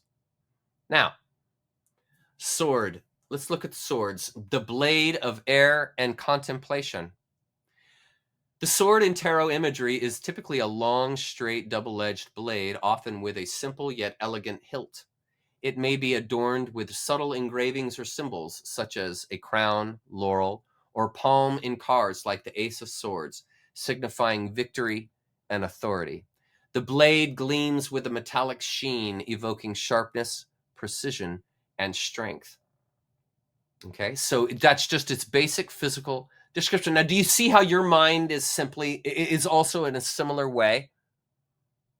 You know, it's a double-edged blade. You can see both sides of the story. Your mind wants to draw out long, straight lines in the world. Remember how I always said the mind is obsessing with structure? What is your mind wanting to do? Cling to ideas. Cling to the sure thing, right? Secure your eternity. Put that mind at ease by grasping to life. What happens when you grasp to life? You become the wheel. You're grasping to the good or the bad, so you're clinging to it. And what happens is you just spin round and round and round. You go around the yin-yang wheel because you're holding to life. You're holding to the good, or you're holding to the bad. You're holding to your addiction, the bad, or you're holding to the good, your religion or whatever. Holding. The point is to be the gray in the middle, because at the center of the wheel, there's no movement. The center of the wheel is steady. It doesn't. The center of the wheel is steady state. That's where the mind is to be. And so the sword is going to help you learn that, to calm the mind. The blade gleams with a metallic sheen, evoking sharpness. See, the sharpness is in you. The precision and strength is in you. It's simply a matter of honing it. And you will spend your entire life doing what? Honing your mind. Honing it so that it falls into a deeper and deeper resonance with the nature that you're in and the nature that you are. You see, your mind is what keeps that from happening. It's ideas, it's anxiety, it's clutching and holding to life. Nature doesn't want to be held any more than you want to be held. When you're in a relationship, do you want to do everything your partner tells you to do and be tied down and bound down to whatever they want? No. Loving people free the other. Help them enjoy the freedom that they are experiencing, not making my demands and putting myself on that other one. And that's exactly what we do to nature when we say, I don't want this. No, you walk in and you try it. That's what nature's offering you. It's giving you an opportunity. It doesn't care if you like it or not. You're given the opportunity to grow. Are you going to grow, or are you going to run? You going to act, or you going to pray without ceasing? You're going to actually do something, or you're going to sit around and wait for someone to come and save you? You see, mindset. It all starts in the mind. The cutting edge. The sword is a symbol of the intellect's ability to cut through confusion, illusion, and ignorance. Its sharp blade represents the mind's capacity for discernment, slicing away falsehoods to reveal truth. The double-edged nature of the sword is particularly significant. It can defend or attack, guard or wound, emphasizing the dual potential of thought. You see it all, folks? See it right there in front of you, and words. This duality requires the wielder to exercise wisdom and responsibility, as the sword's power is as destructive as it is liberating. Can you see it? And this is the idea of the hunting knife. You're going to use it to help you survive in the wilderness. But if you use it to kill people, you're using it for the opposite purpose of what it was intended. It was intended to help you navigate and be okay in the forest, kill game and so forth. But you don't have that knife to go out and murder and kill people. You see how the knife can be used for this, for antithetical purposes. Do you see? And so it takes the mind It takes awareness to realize, am I destroying or am I growing? Am I expanding or am I contracting? And see, it all starts in awareness. It starts with the mind. A tool of justice. The sword has long been a universal emblem of justice, seen in figures like Lady Justice holding a sword and scales. This is a call to uphold truth and fairness, whether in personal decisions or societal matters. The sword's upright posture in many cards symbolizes impartiality and the unwavering pursuit of what is right, while its weight is a reminder of the burden of responsibility. And isn't that true? This is that initiation stuff I was talking about earlier, how knowing truth requires initiation. What's an initiation, Chuck? Right here on the right. That's initiation. The person who is caught up in their mind, and they will have to go through an initiation to get out of their predicament. Look, her mind's eye has bound her. She's bound it herself. I'm looking at the right picture here. She's bound herself. The left picture, the Page of Swords, that's a picture of liberation, knowingness, guarding the mind, she's guarding the sword, holding the sword aloft. She knows, and she's holding it back. It's ready for attack, but she doesn't want to attack. And she's yellow. Notice her sleeves are yellow. This is the intellect. This is the mind. This is wisdom. Again, the same color as the sun. So going back to the one on the right here, notice that all the swords are stuck into the material ground. Notice how not one sword is touching water. You see, she is missing the intuition. That's part of the reason why she's bound. She doesn't see the deeper sense of things, the deeper principles that are hidden from her, because she's blinded herself with material concerns and has abandoned the intuition. And what do we have to have for understanding? The intuition, the deeper sense of things. Am I going to understand a book by looking at its cover? No, I got to dig into it. Am I going to understand a person just by looking at how they're dressed or how they look? No, you're going to have to go talk to them and interact with them. Initiate. You see? And in this picture, see, she's bound up in her own desires. She's bound up in her own concerns. She's bound up in her own anxiety. She's completely tied into the material world. Look, even the giant mountain in the back, giant gray structure. Again, the mind. She's going to have to break that down. Notice that one of her feet is actually in the water. Notice that it's available to her, but notice her shoes are brown. They're not blue. She's got work to do. She's got a ways to go. And that's okay. That's the beauty. And see, that's the thing. This kind of things, folks, should bring you encouragement, should bring you hope. You're in the midst of growth. This is the idea of the person who's in torment, and yet they can still be thankful. Just like when I had cancer, I considered cancer a friend, even though it was trying to murder me every day. Because there's a deeper truth available for the person who's willing to walk hand in hand with death. You are going to know more than the person who runs from death, who tries to solve death, who tries to secure eternity. You will have a peace and understanding because you are walking with death here in the now, not depending on a future told to you, not regretting a future in your past, but right now holding hands with death like I did when I had cancer, and I learned to walk and be at peace in that space, because you can learn much in that space. Much more available to you than the person who is not holding the hand of death. That's why the Buddhists in the East drape themselves in burial clothes, yellow burial clothes, so they're never totally separated from death. They never they never think of themselves as something on a stick, because they're always grounded in the hard reality that this is temporary, friend. Make the most of it. Don't spend your life arguing and fighting. Spend your life growing and expanding, seeing past the surface layer and not depending on anybody, not looking to anyone for answers, but looking inward. You see, that's how you learn. Okay, the breath of air. As the item of air element, the sword is linked to breath, the invisible force that animates life and carries speech. This hails communication and words like a sword's edge, which can inspire, instruct, or harm.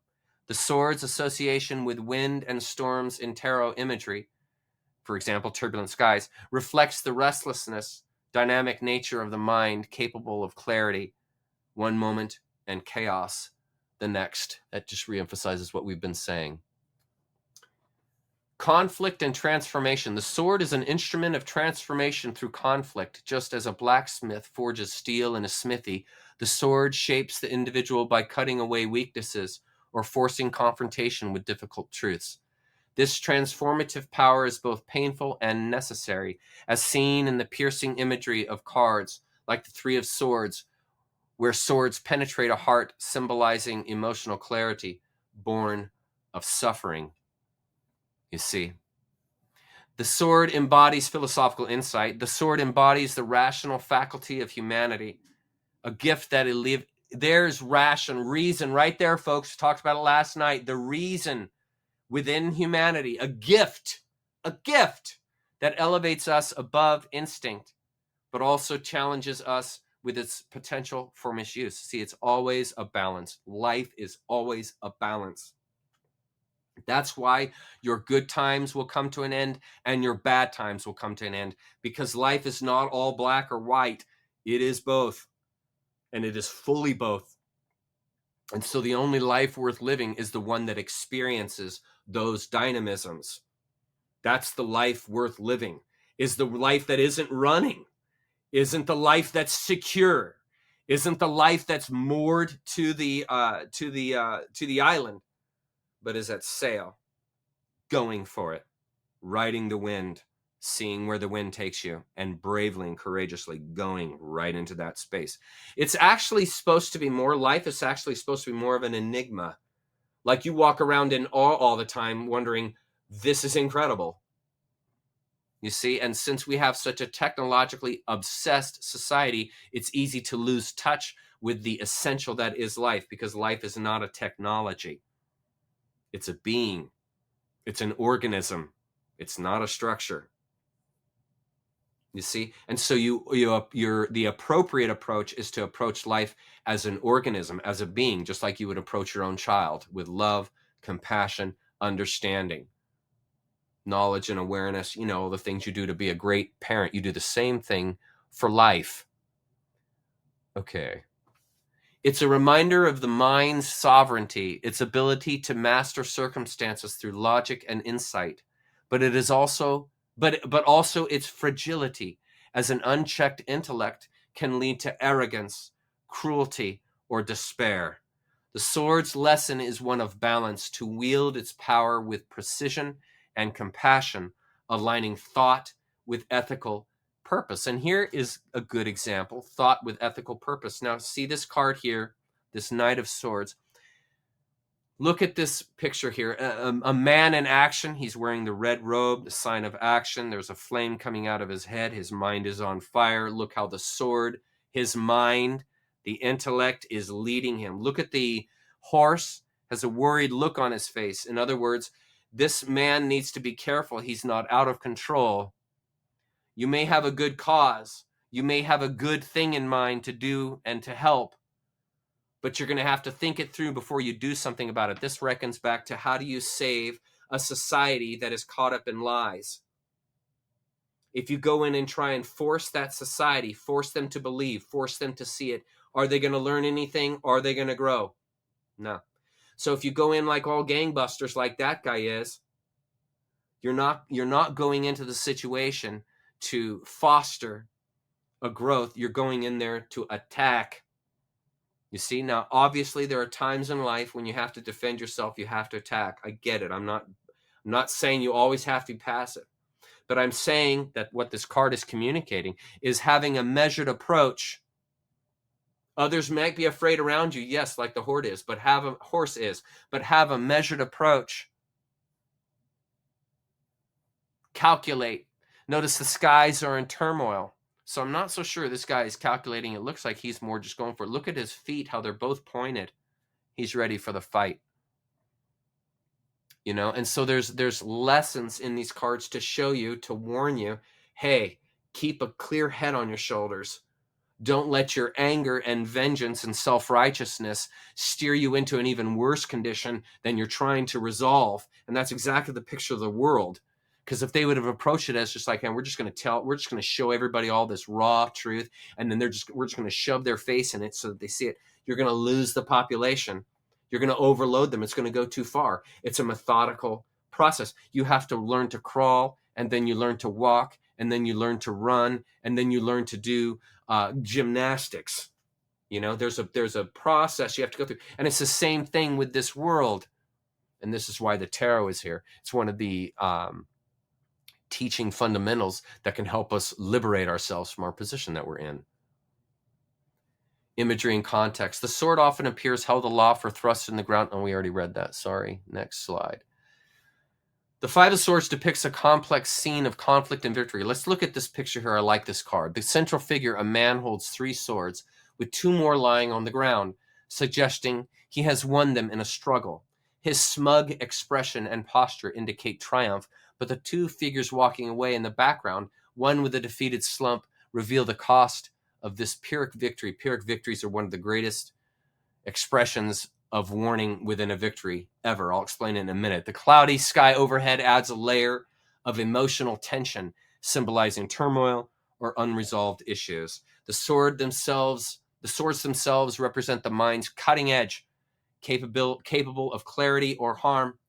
And the number 5 in tarot often signifies instability because it doesn't balance out, or challenge, amplifying the card's theme of conflict. This is representing what's called a Pyrrhic victory. A Pyrrhic victory is you win the battle, but the cost of the battle was so high, it wasn't worth even going to battle in the first place. So let's say like you get into a battle with your neighbor and the whole thing blows up and it ends up, one of their kids gets harmed and your wife, gets a finger chopped off or something, like some crazy thing.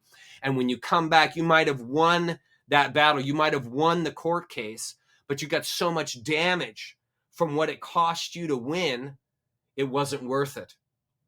If it costs the entire village to win the battle and there's only one dude left standing, did you really win anything? And this is that picture in life right here. Choose your battles carefully. Try to work them out without harm. You see, he's smiling, but he's ignorant. He doesn't realize that this victory is so costly. He's ended up broken some of his mind and their mind. You can see the broken sword on the ground there. And look, all of the intuition, the water, the subconscious isn't even in anywhere near him. He is acting completely on the intellect. Look at his hair is on fire. His outfit is on fire. And he's grounded with brown boots. He's completely caught up in the material reality. That's why the sky is colored both the intuition as well as sublime. He is caught. He is caught. And he is using materialism. There, his nature, his green robe. He is using nature to harm and destroy. You see, nature can be used for both. See, you must be aware of that. We have these powers within us. Be careful how you wield them. This card is a warning against Pyrrhic victory, winning at the expense of others or one's own integrity. The consequences of using intellect in a manipulative or harmful way lead to isolation or moral defeat despite apparent victory. This highlights the spiritual cost of ego-driven success. It is a lesson in ethical behavior, urging the seeker to align actions with higher principles, reflecting the tarot as a tool for self-mastery and moral growth. The Five of Swords teaches the importance of choosing battles wisely and considering the long-term impact on relationships and your self-respect. It encourages reflecting on conflicts. I want to say something real quick here. Hang on a minute. Long-term impacts on relationships and self-respect. This is the person. Self-respect is a person that that lives for conflict, that shows up at every live stream and continues to try and press their agenda into the live stream by berating people who believe differently than they do. This is a person who's using the power of speech, the power of language against themselves because they hate themselves so much. That's why they project hate. A person who puts you down and mocks you and ridicules you is simply doing what they feel about themselves. It's called projection. And if you don't know yourself, you will not realize that you push your frustrations onto others and you actually weaken yourself while you are harming them. And this is simply a lack of awareness. This is why it's important to know yourself, to know where things lead and where it's going, to have a broad perspective of things so that you don't place yourself into compromising positions. And the sword is just trying to teach you these things. The Hermetic lessons. Hermetically, the card reflects cause and effect, as every action has consequences, showing that winning through unethical means leads to future isolation. That's what happens to you. You become hated by everyone. It also embodies polarity, highlighting the duality of victory and defeat, teaching that these are two sides of the same coin. Can you see that? Urging balance. Additionally, mentalism is evident as the swords represent the mind, emphasizing how thoughts and attitudes shape reality, encouraging mindful communication and self-awareness to avoid harm. And then finally, the principles exactly, cause and effect, polarity, and mentalism. Now we're going to talk about the cups. The cup in tarot imagery is a chalice or goblet, often ornate and crafted from precious materials like gold or silver. It may be simple or elaborately decorated with jewels, vines, or symbols of abundance. Water flows from or fills the cup, sometimes overflowing, as in the Ace of Cups, where it spills into a pool or is surrounded by lotus blossoms, evoking purity and plenitude. Notice what is coming out of the Ace of Cups, bottom left there, is the intuition. This is the deeper mind. Notice your Queen and King of Cups. Look at, there's a lot of water. They're wearing blue. They're wearing white. This is indicating introspection, intuition. Notice that the King, his throne is literally on the water. He is a master of the intuition. Master. That's why his robe is blue. And look, he's holding both the wand, which is enacting your imagination into action, and he's holding the cup. He is filled with the plenitude, evoking purity and plenitude. He's a master of these things. That's why he's holding them in his hand, like we saw with the pentagram earlier. Notice his right foot, both feet are exposed, but notice his right foot structure, stone color, is reaching out to the water. This is blending the structure of the intellect with the intuition of the subconscious. He's an honest man. That's why he's showing both feet. He hides nothing. And then he also is adorned in the green robe of nature. And notice his chair is gray. This suggests balance, equilibrium. And notice he's only wearing one red scarf. He's not wearing a whole robe, shoes, pants, outfit, just the scarf. So this is a person who is methodical. They're not big on the whole action thing. They're more of thinking things through and then just making one or two moves to resolve it rather than a whole bunch of them, because you've thought it through. You know what you're doing. You see, and then look at here on the Queen of Cups. She's more into the intellect a little bit because she is on nature. Notice her throne is on the ground, not on water. So she's a little bit more concerned and a master of the material nature world through her through her intuition, which is why she's wearing blue and white. And she has crafted that cup, and that cup is a gift. That's why she's handing away. She's not holding it close to her body. She's handing it away. She's handing away the gifts that come out of the intuition, that come out of seeing the deeper side of life. And if you can share these things with others, they also can see this deeper side of life. Notice her right foot is blue, and it is touching the water. She is filled with intuition, a master of it, and she is touching the intuition, the subconscious. So she is a master of the subconscious. And notice, folks, even less red. This is a card of contemplation. This is a card of deeper essence. This isn't a card of action. It's a card of amalgamating with nature. That's its deeper principle, where all knowledge resides. The receptacle of emotion. The cup is a vessel that holds the waters of emotion, symbolizing the heart's capacity to contain and express feelings. Its open, concave shape represents receptivity, the ability to receive love. I want to stop right there. That I want to show you. The ability to receive love. I'm going to be real honest with you guys right now and show you something. What do you notice about this Eight of Cups card? What will be the trouble for this person, namely me? This is one of my weaknesses. Accepting love. It's one of the hardest things for me to do, is accepting the love of another. It's one of the hardest things for me to do. And the reason for that is here, this energy I'm carrying, it's taken so much energy to leave all these things that I'm attached to and love. It's hard to reintegrate love again because I've been burnt. You see? And this is where it's critical not to become bitter. It's one of the critical things I've worked with in regards to the religion I left, Christianity, is not becoming bitter against the religion. So often when you hear people who have left Christianity, they're extremely bitter and angry.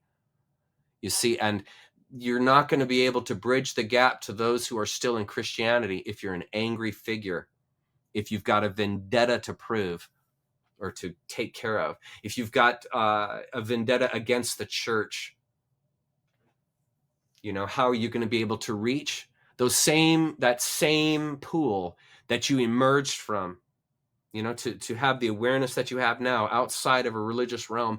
Well, what is one of your roles then with the experience of leaving? Helping others find the way out, because you've done it. You're an asset to these people. The very blindness that you were once caught up in as a Christian are what they suffer with. How are you going to reach them? You reach them through compassion. You reach them to the very place they are at right now. That's what love is. And see, this is what the card is showing you here. Where'd you go, baby? Here. Love. Love is going to win the day. And that's what the king is modeling here. That's what the queen is modeling. The intuition, the deeper sense, the love that comes from within you. That's where your solution lies. That's what it's showing you. Okay, to receive love, intuition, and spiritual insight, the cup's role as a container underscores its nurturing quality, offering sustenance to the soul, much like water sustains the body. Isn't that a beautiful metaphor? That really is beautiful. Offering sustenance to the soul, much like water sustains the body. The Grail connection. The cup is the holy grail of legend, a sacred chalice tied to divine grace and the quest for enlightenment. And remember, folks, the Grail cup is not an actual cup. It's the realization of who you are, the realization of what nature is. That's the Grail, because that liberates you. An object doesn't liberate you. An object will not liberate you. Your mind's eye, the sixth sense, is what liberates you, because it sees past the object. That's why it's so important to not have idols or people that you worship in your life, because nature doesn't come in a form. It doesn't come in a one size fits all. Here you go. Here's God. Here it is. This causes anxiety locking to that. All right. And so the cup is to help you see past those kinds of stagnant ideas of idolatry. An outpouring of love, joy, divine inspiration. This abundance, however, can also overwhelm. Its emotions are fluid and unpredictable, capable of flooding the unprepared. That's part of the initiation. And something I wanted to mention, you guys here, as you guys know, the star card is my transcendence card. And what I didn't mention before is that the pool of water represents the subconscious, and the land on the right represents the consciousness. Okay. And so the cups that the star is pouring out in the naked innocence of truth, the cups are filled with sensitivity. That's what's pouring into there. Abundance and profundity. That's what's coming out. This is the knowledge and wisdom that is coming out of his body, is coming out of the cups that they are holding. And this is the knowledge that transcends the material world. That's why it's water. And by being both a foot in the water and a knee on the land, this person has mastered both realms. That's what that's representing. And that's the goal I'm trying to do in my life, is to represent those realms as accurately as possible so that you are liberated. Not to liberate you, but to show you the means to liberation, because it is not contained in a belief. It's contained, it's known through an understanding, an experience, not a book, not a religion, not a set of rules, because nature hates rules. Okay, water's fluidity. As the item of the water element, the cup embodies fluidity, adaptability, and depth. Just as water conforms to its vessel, emotions shape themselves to the circumstances of life flowing gently in times of peace or surging in moments of turmoil. The cup's association with rivers, lakes, and seas in tarot imagery reflects the subconscious, the vast hidden reservoir of dreams, instincts, and memories. Isn't this beautiful? Connection and nurturing. The cup is a symbol of connection, often linked to relationships and the act of sharing. It is a feminine archetype, embodying the nurturing, empathetic qualities of the maternal principle. To offer a cup is to give of oneself, whether through love, compassion, or understanding, while to receive it is to accept emotional sustenance. The exchange is central to human bonds, making the cup a bridge between souls. And notice, wouldn't you notice, the last thing that represents our society is a cup. Notice our society is represented by the sword, by conflict. That's intentioned because it keeps you in conflict and it keeps you from the empathy of the cups, keeps you in the mind, keeps you in the fighting stance, keeps you in the idea of conflict, which is a mind game. They're using the sword against you to cut your intellect so that you don't understand. You see, and it's going to take a receptivity, a willingness to hear a willingness to hear a truth that you think is false. It's going to take a willingness to open yourself and allow those things to be poured into you, and then use your discernment. And the stuff that resonates stays in the cup. The stuff that doesn't, pour it out. Pour it out. Don't be afraid. Don't be afraid of pouring it out if you need to. Go ahead. You might have, in other words, you might have really strong conviction on something. It's okay if other people don't share in that conviction. It's okay. Be yourself, be who you are, and share that truth with others. The truth as you understand it, but do it in a loving, compassionate way.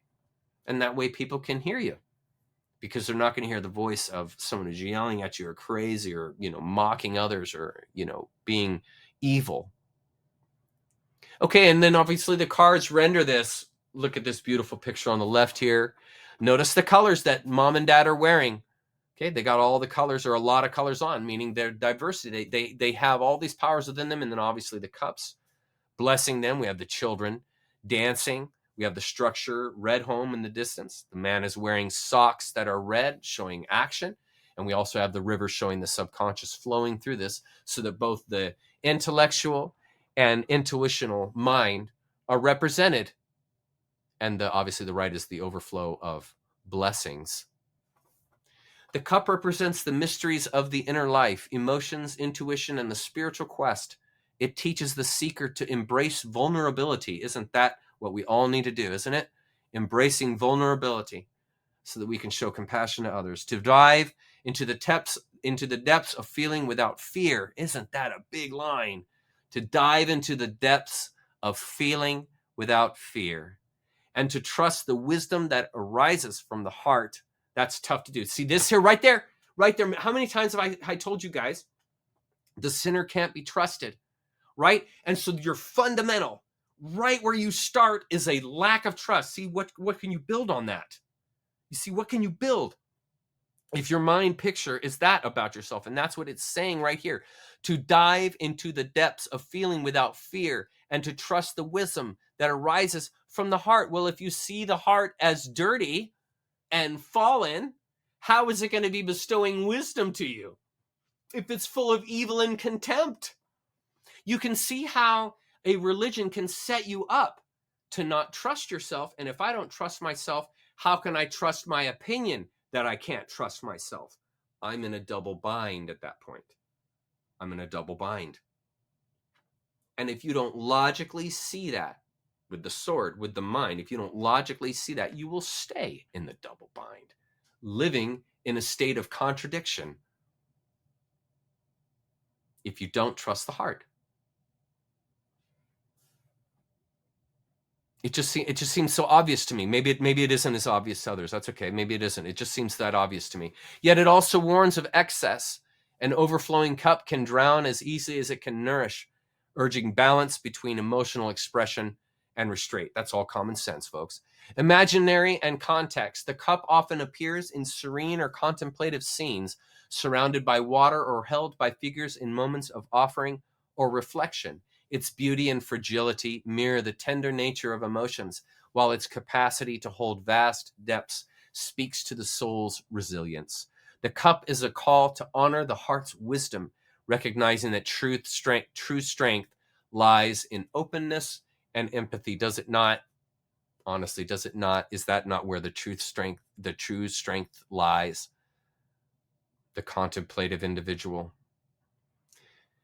All right, so let's look at the Three of Cups. The Three of Cups represents a scene of joy and community. Three women dance in a circle, each holding a cup aloft.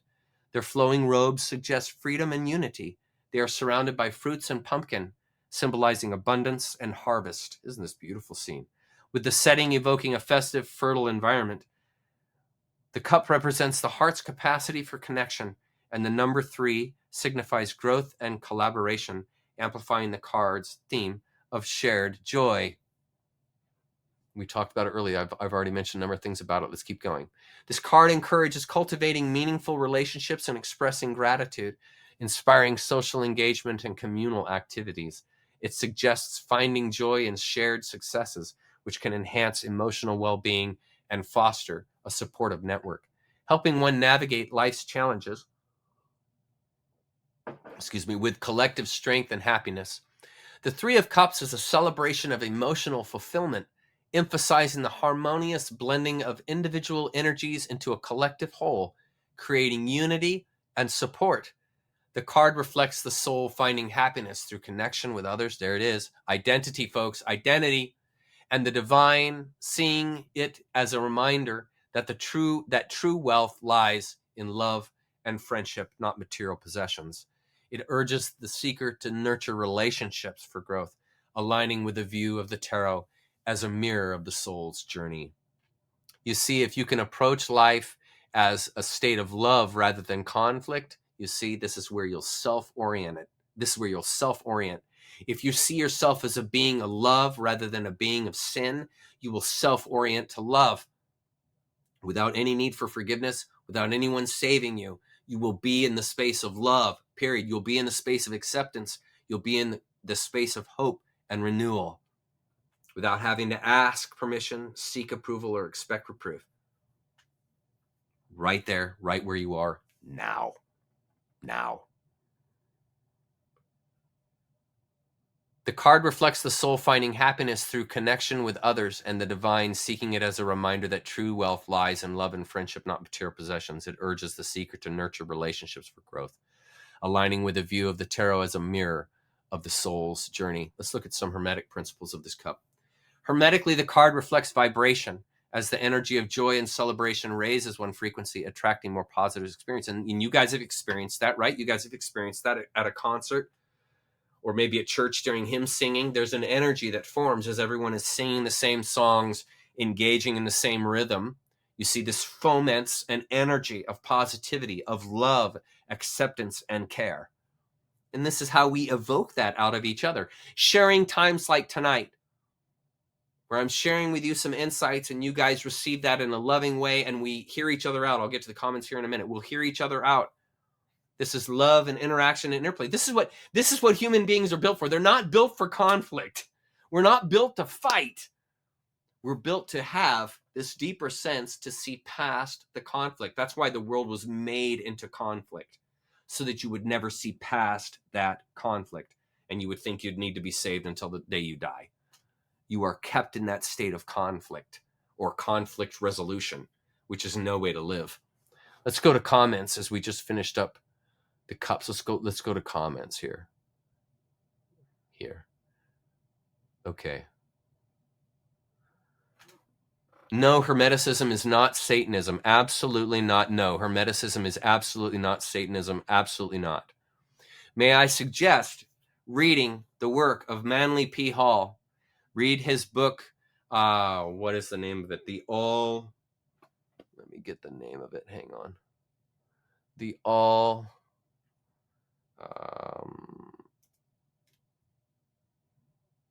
Okay. Here.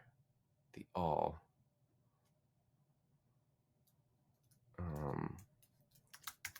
Sorry, I'm going to get the book so that you guys can have it. Bye. Okay. That's it. The Secret Teachings of All Ages. Ginger, please check that out. The Secret Teaching of All Ages. Hermeticism is understanding the complexities of the world through logic and reason. And I go deep into Hermeticism in my nature series.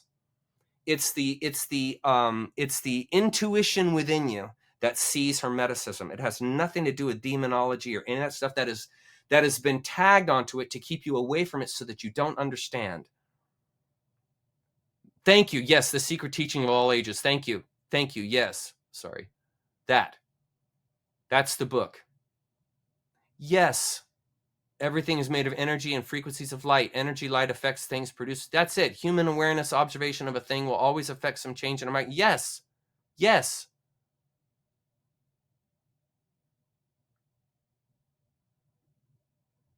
What hate are you talking about? I'm not offering any hate. Not offering any hate. Yeah, exactly. What a great approach. Thank you. You can use or not. It's up to you. Some people don't like it. Pass. That's fine. No problem. Do y'all have any questions? Here's a good question. Is a little anxiety good? Too much is fear? I don't think there's anything wrong with a little anxiety. I don't think anyone can live their life without some of it. The idea is to not augment it in your life by clinging to life. But the wisdom of insecurity, that shows you right there that the wise approach to life is the insecure approach to life, which means there's a steady anxiety in that. But it's not something that you encourage. It's not something that you foster and drive towards. It's just the natural anxiety that happens as you live life. I mean, if I get, if I'm fired from my job, I mean, there's some anxiety in that. You're going to have to deal with that. And that's fine. That's the normal process of change when you get fired from your job. So there's some anxiety to go with that. There's nothing wrong with that. It's when you keep hanging on to it. It's when you say the person that fired you, it was wrong or whatever, you stay angry at them and you keep going at them. Well, then they're living rent-free in your mind, and now you're caught. So that anxiety is not going to help you. But feeling a bit anxious about your life absolutely will help you be motivated, for sure. It's all about balance, not any one extreme. That's what I'm trying to promote here. It's not any one extreme. It's the balance within the two. Right there, I caught you. What is the phenomenon that gives meaning to the card? It's intuition. It's how it speaks to you without any words. Okay, that energy that's speaking to you in the card is the exact it's the exact same energy that is growing the tree, that is expanding you, that is growing the earth and universe. It's the same energy. So the energy that's in the card is that exact same animating frequency, energy, vibration that's inside you. That's why the cards can speak so closely to the heart, because they are expressing the emotional, sensitive states that we walk through in life. And that identity process, that identity that is found within the cards, awakens you because it shows you your true essence, which is past words, which is found in symbolism, metaphors, the deeper principles that don't fit in a box because you don't fit in a box. Does that make sense? I say, okay, so that's that phenomena that doesn't have a word. There's no word that I can give that phenomena that's within the cards. There's no word for it because there's no word for God. There's no word that can encapsulate God. Okay, so it's something that you realize. And so the cards are helping you realize the deeper truth. That's the lesson they're showing you. That's what's coming out. Thank you. I rarely get that compliment. Thank you. Okay. Okay.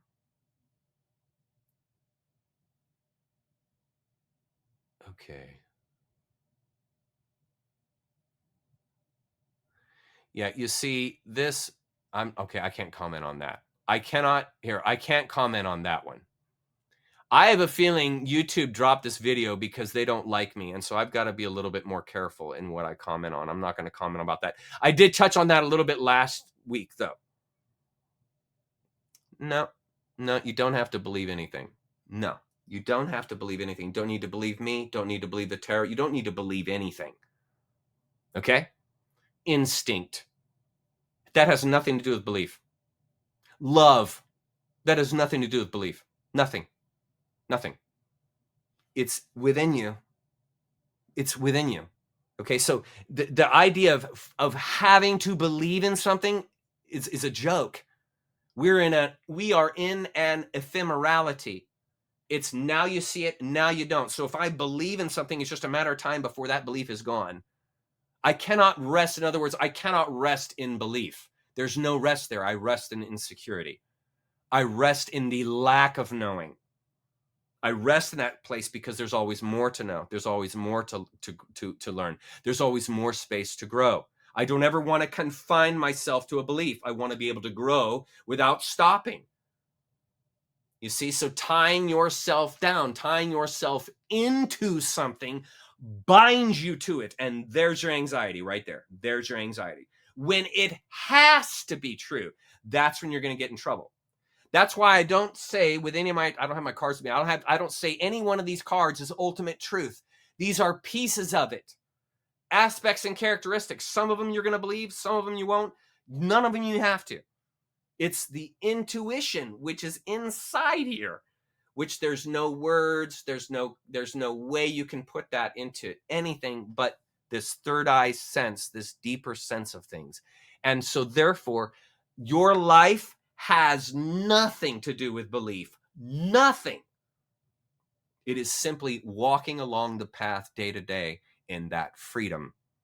That's the wisdom of insecurity that Alan Watts talks about in that book. I highly suggest you read that book. It will help you walk that space. Your mind is to be, as Alan Watts described, a ball in a mountain stream, thought to thought to thought to thought to thought to thought to thought, no resistance. Ball in a mountain stream. Pool to pool to pool, waves, pool, play with no resistance. The ball just goes with it. But at the same time, don't be an idiot and go with just whatever. Have discernment. Use discernment. Your life experiences that tell you, hey, if I go into that space, it's probably not a good idea. Not, I'm just going to flow wherever, whatever, man. I'm just going to go with it, whatever, man. Then there's no mind in place. The mind must be lucid enough that it can go from place to place without catching, but it isn't just dumb and just like, whatever, man, I'll just go with it, bro, whatever. No. Discernment. That's why you have it. But it doesn't mean that you just believe this, believe that, believe this, believe that, believe. Don't do that because then you're a bot. Do you see what I'm describing here? I'm describing the now you see it, now you don't aspect of nature, and you are to accord yourself with it, and this is how you accord. There's not a finite rule. There's no finite rule. You accord into the space for what it shows you. And the more open your mind, the more courageous you are, the larger space that you will be in, and the more you can learn and the more you can know. I hope that clarifies. Yes, belief is a box. Thank you. Thank you. That's very true, King. Thank you very much. Yes, it is. Feminine masculine princess is fascinating. Okay. Oh my goodness. Okay. Do not mistake the TRANS movement as the androgyne as shown in the cards. Don't mistake. That's a mockery. Okay? That's why they're doing that. But the male and female aspects, say in the planet Mercury, that's my planet, it's not about transgender. It's about being in both spaces lucidly, meaning the thoughts of the mind, the intellect as well as the intuition, and having those both. They're opposites, but they both are present at all times.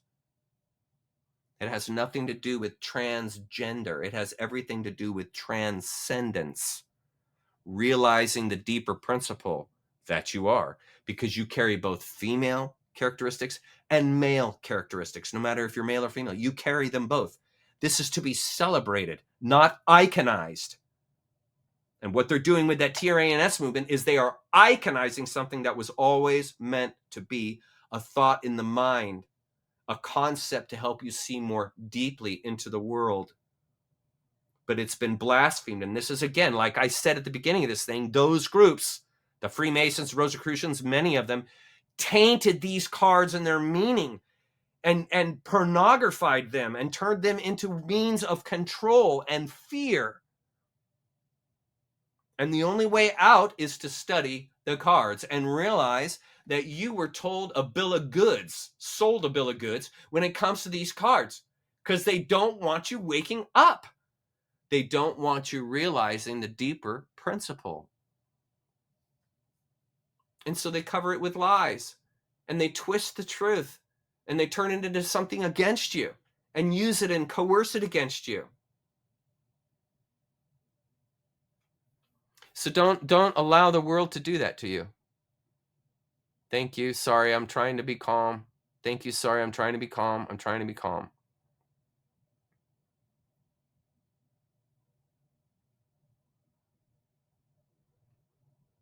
You can trust your heart. Bam. You can trust your heart. That's who you can trust. We have learned to not trust the heart in this society. That's why the whole biblical principle is your heart is fallen. They are trying to establish in you a doubt about your true self. The heart is to be trusted. It is not fallen. And in that one, I'm probably going to leave a lot of you guys, but some of you guys are going to be able to follow that road in realizing the heart is not fallen. There is no such thing as fallen nature. There is no such thing as a fallen heart. There's depraved minds. There are mechanisms in nature that have been built to trap you. But the heart, the pure heart itself is not fallen, and neither is the world. Nature isn't a fallen enterprise. There's nothing wrong with it. Okay, trust yourself. Exactly. Trust yourself. Exactly. Yeah, thank you, Gretchen. Exactly. It used to resonate with me, but not anymore. I've learned. I've learned and seen larger world than what the corrupted heart can show. Okay, warning: New Age's Crowley followers who want to destroy the world as a trap. Yep. I'm not New Age. Just so that y'all know, I'm not New Age. Nope. New Age is BS as far as I'm concerned. It's just another religion. Just another religion. Just like Christianity is another religion, Islam's another religion. No, don't buy into any of it. Nope, not New Age at all. No, I'm not New Age at all. Yeah, exactly. These are just the normal. Y'all need to understand there are cycles that the earth goes through, and it is normal. It's normal. There's cold spells, there's warm spells. It's normal. If you go back in the fossil record and you look at the tubes of ice that they've drilled down into the Antarctic, you can see the carbon dioxide layers. You can see what was in the atmosphere at that time when the ice was frozen, and know exactly the composition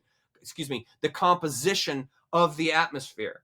And what you will see is that there's been a warming phase and a cooling phase and a warming phase and a cooling phase. And we have been on that phase up and down since time immemorial. Nothing is wrong. Okay? Nothing's wrong. They are trying to convince you that something is wrong so that you become erratic and irrational and angry and conflictive. That's why. Nothing is wrong. Nothing. Now, the world has been taken over by a psychopathic group. That's a problem, and we are in the midst of awakening to that, and that is how that will be solved. But that is not the world. The Illuminati is not the world. They may have shaped the world, but that is not the world. Any more than if someone put you in a clown suit. You are not a clown. Someone may have put you in a clown suit, but you're not a clown. And it's the same thing with the world. The world isn't fallen. It's been given a suit that says it's fallen. Do you guys follow? These traps are everywhere. Everywhere.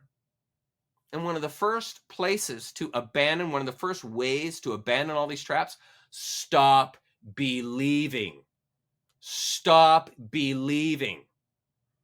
Start deciding for yourself how you see the world and your perspective of the world. In that sense, keep it open. Here's a great example. Right now, okay, this is great. Right now, all of us totally can understand and see the world is going into a pit and it's going to be destroyed. And we also can see by what we're being shown that it's going into glory. We can see both. Okay, plain as day. Okay, here's the key. Don't grasp to either. You want to be free of anxiousness? Stop grasping to the doom world. Stop grasping to the golden world. Grasp now. There's very little anxiety found in the now. Most of your anxiety is found in what you're thinking about the future and what you think about the past. You want to free yourself from anxiety? Stop believing. Stop being a bot. Stop doing as you're told. Stop it. Stop obeying. Stop falling in line. Stop it. Stop. Stop believing what they're telling you on the news. Stop following one single person. Start getting the idea of getting an overall grasp of things from multiple locations of information. But never, ever, ever, ever tie yourself into one belief, please. That is why we are in this. One of the reasons why we're in the situation right now is we are a planet of people that are grippy. I've got the answer. I got the thing. I got the future. I got the right book. I got the right God. I got the right person to follow. Grippy. You don't want to be like that. That's an extreme person. They're not fun to be around because they're caught up in life. They're holding to life. They're gripping to life. And what here, to leave the comments, and what here do we see with the cups? Hang on. What here? Golly, these things jump fast. What here do we see with the cups? Here. Acceptance, love, joy. Each one of these ladies right here that you see, I promise you, each one has their own idea of life, their own idea of pursuit. Look, they're wearing different clothes. They're each unique, but yet they are sharing in their unity of beauty, which is acceptance, totally tolerant, and allowing others to think how they wish, believe how they wish. And if they want to go down that road, let them. What's the best way for a person to learn a lesson? The hard way. That's how you learn the lesson the best, is the hard way. Not from a book, not from a lecture. Awareness. And the more aware you become, really what happens? Honestly, what happens? The more appropriate you behave, the less fighting you'll be involved in because you'll see past the conflict itself. The less bitterness you'll experience in your life because you're not holding. You can become very bitter when someone, say a good friend, starts believing differently than you. And the best thing that you can do for them is to love them even more and show them there's a world outside this belief that you're hanging on to. You know? Let's finish out the cups here. Okay. It embodies correspondence, mirroring inner harmony in relationships, showing as above, so below in emotional bonds. Additionally, gender is highlighted with the feminine energy of receptivity and nurturing, which is beautiful, teaching the power of emotional connection for transformation. Sorry. Vibration, joy raises one frequency, sure does. Correspondence, mirroring inner harmony in relationships. And gender, highlighting feminine nurturing energy, teaching the power of emotional connection for transformation. Absolutely stellar. Are these not brilliant? These cards are incredible. They have so much to offer. Let's just get started with the wands and then we'll call it a day. Okay, physical description. The wand in tarot imagery is a staff, rod, or branch, often rough-hewn from wood and sprouting leaves or buds. It may be plain or polished, sometimes adorned with flames or carved with symbols of vitality. In cards like the Ace of Wands, it radiates energy, surrounded by sparks or a fiery glow, evoking life and dynamism. Can't you see it? The wand is a symbol of the creative force, the spark that ignites action, inspiration, and transformation. Like a magician's wand, it channels energy, turning thought into reality. That is magic, folks. Did you know that? You have the ability to perform magic. And the magic is you take ideas in your mind and you manifest them. Magic.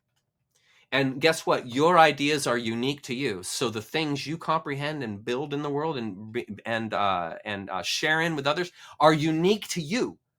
Only you can bring that aspect to the world, which is your beauty. That's why I said last week, your gifts, your talents, the stuff only you can do. This is a gift to the world. The world is bankrupt without your participation. It is critical you participate. It's bankrupt of you if you don't participate. Do you get that? So that's why it's so important to joyfully give yourself to life and to not just follow someone else's belief, because that only leads to their gifts, their understandings.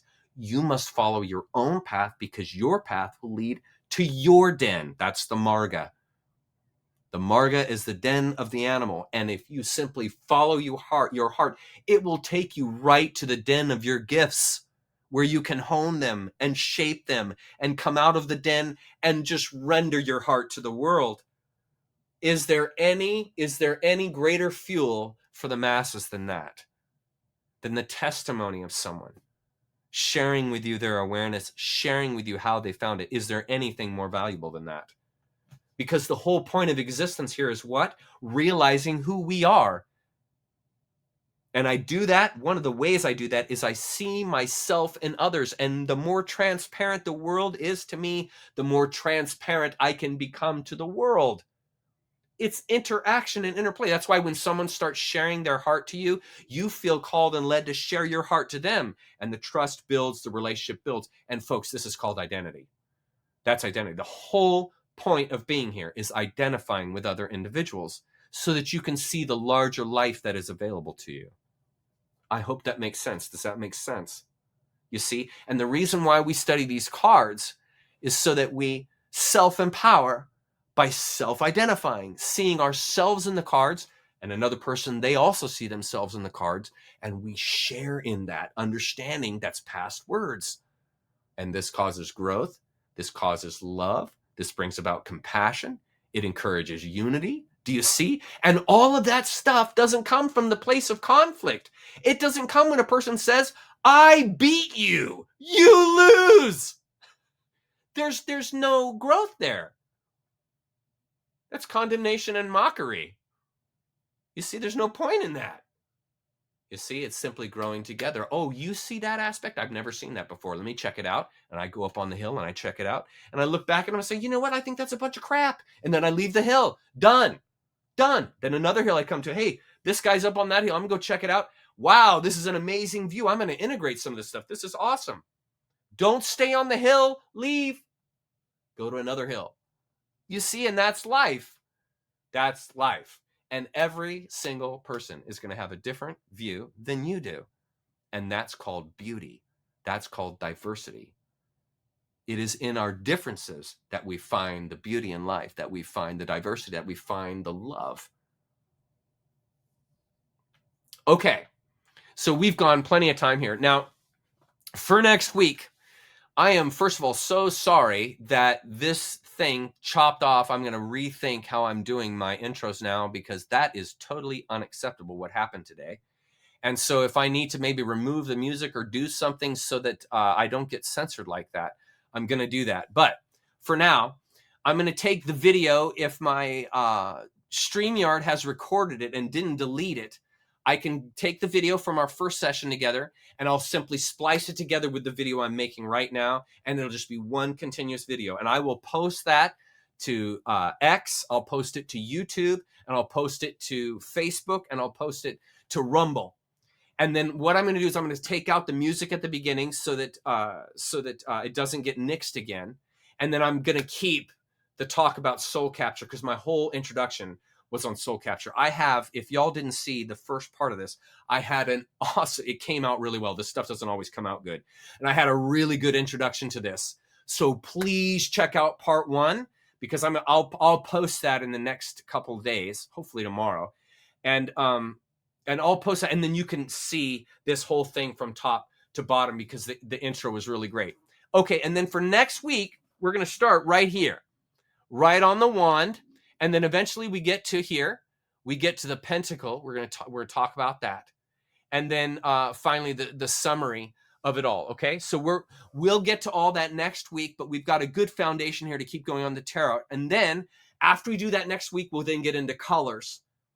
And then once we have the colors and the symbols, then I'll bring forward a number of cards and we're going to look at each one of them and go through. Maybe some of you guys can send me some card, or you can tell me some cards you guys want translated, and I'll use those in the final phase of the tarot so that there will be a translation for you. And granted, I might not be right, I might be totally wrong, but I'll offer you a translation of the card that you want instructed about, and we can connect in that way and we can work with each other in that way. I am so sorry this got cut off, folks. I feel so badly that this got cut off. Thank you for being here tonight. I really appreciate it. If you jumped on the second stream, and clearly a lot of you did, thank you for coming back. And just be sure to check out part 1, and I'll post that this next week. I was going to play the whole song again, but I'm afraid that YouTube is going to ban me. So I'll have to rethink that. So I'm just going to say goodbye for now. I love you guys. Thanks for being here. This is awesome. Thank you for your support to me on GoFundMe. Thank you so much. Some of you are real troopers, and I really appreciate your support. I very much need it. Thank you. And I will definitely be here next week to dive in again. Okay, I love you guys. I'll see you next week. Bye-bye.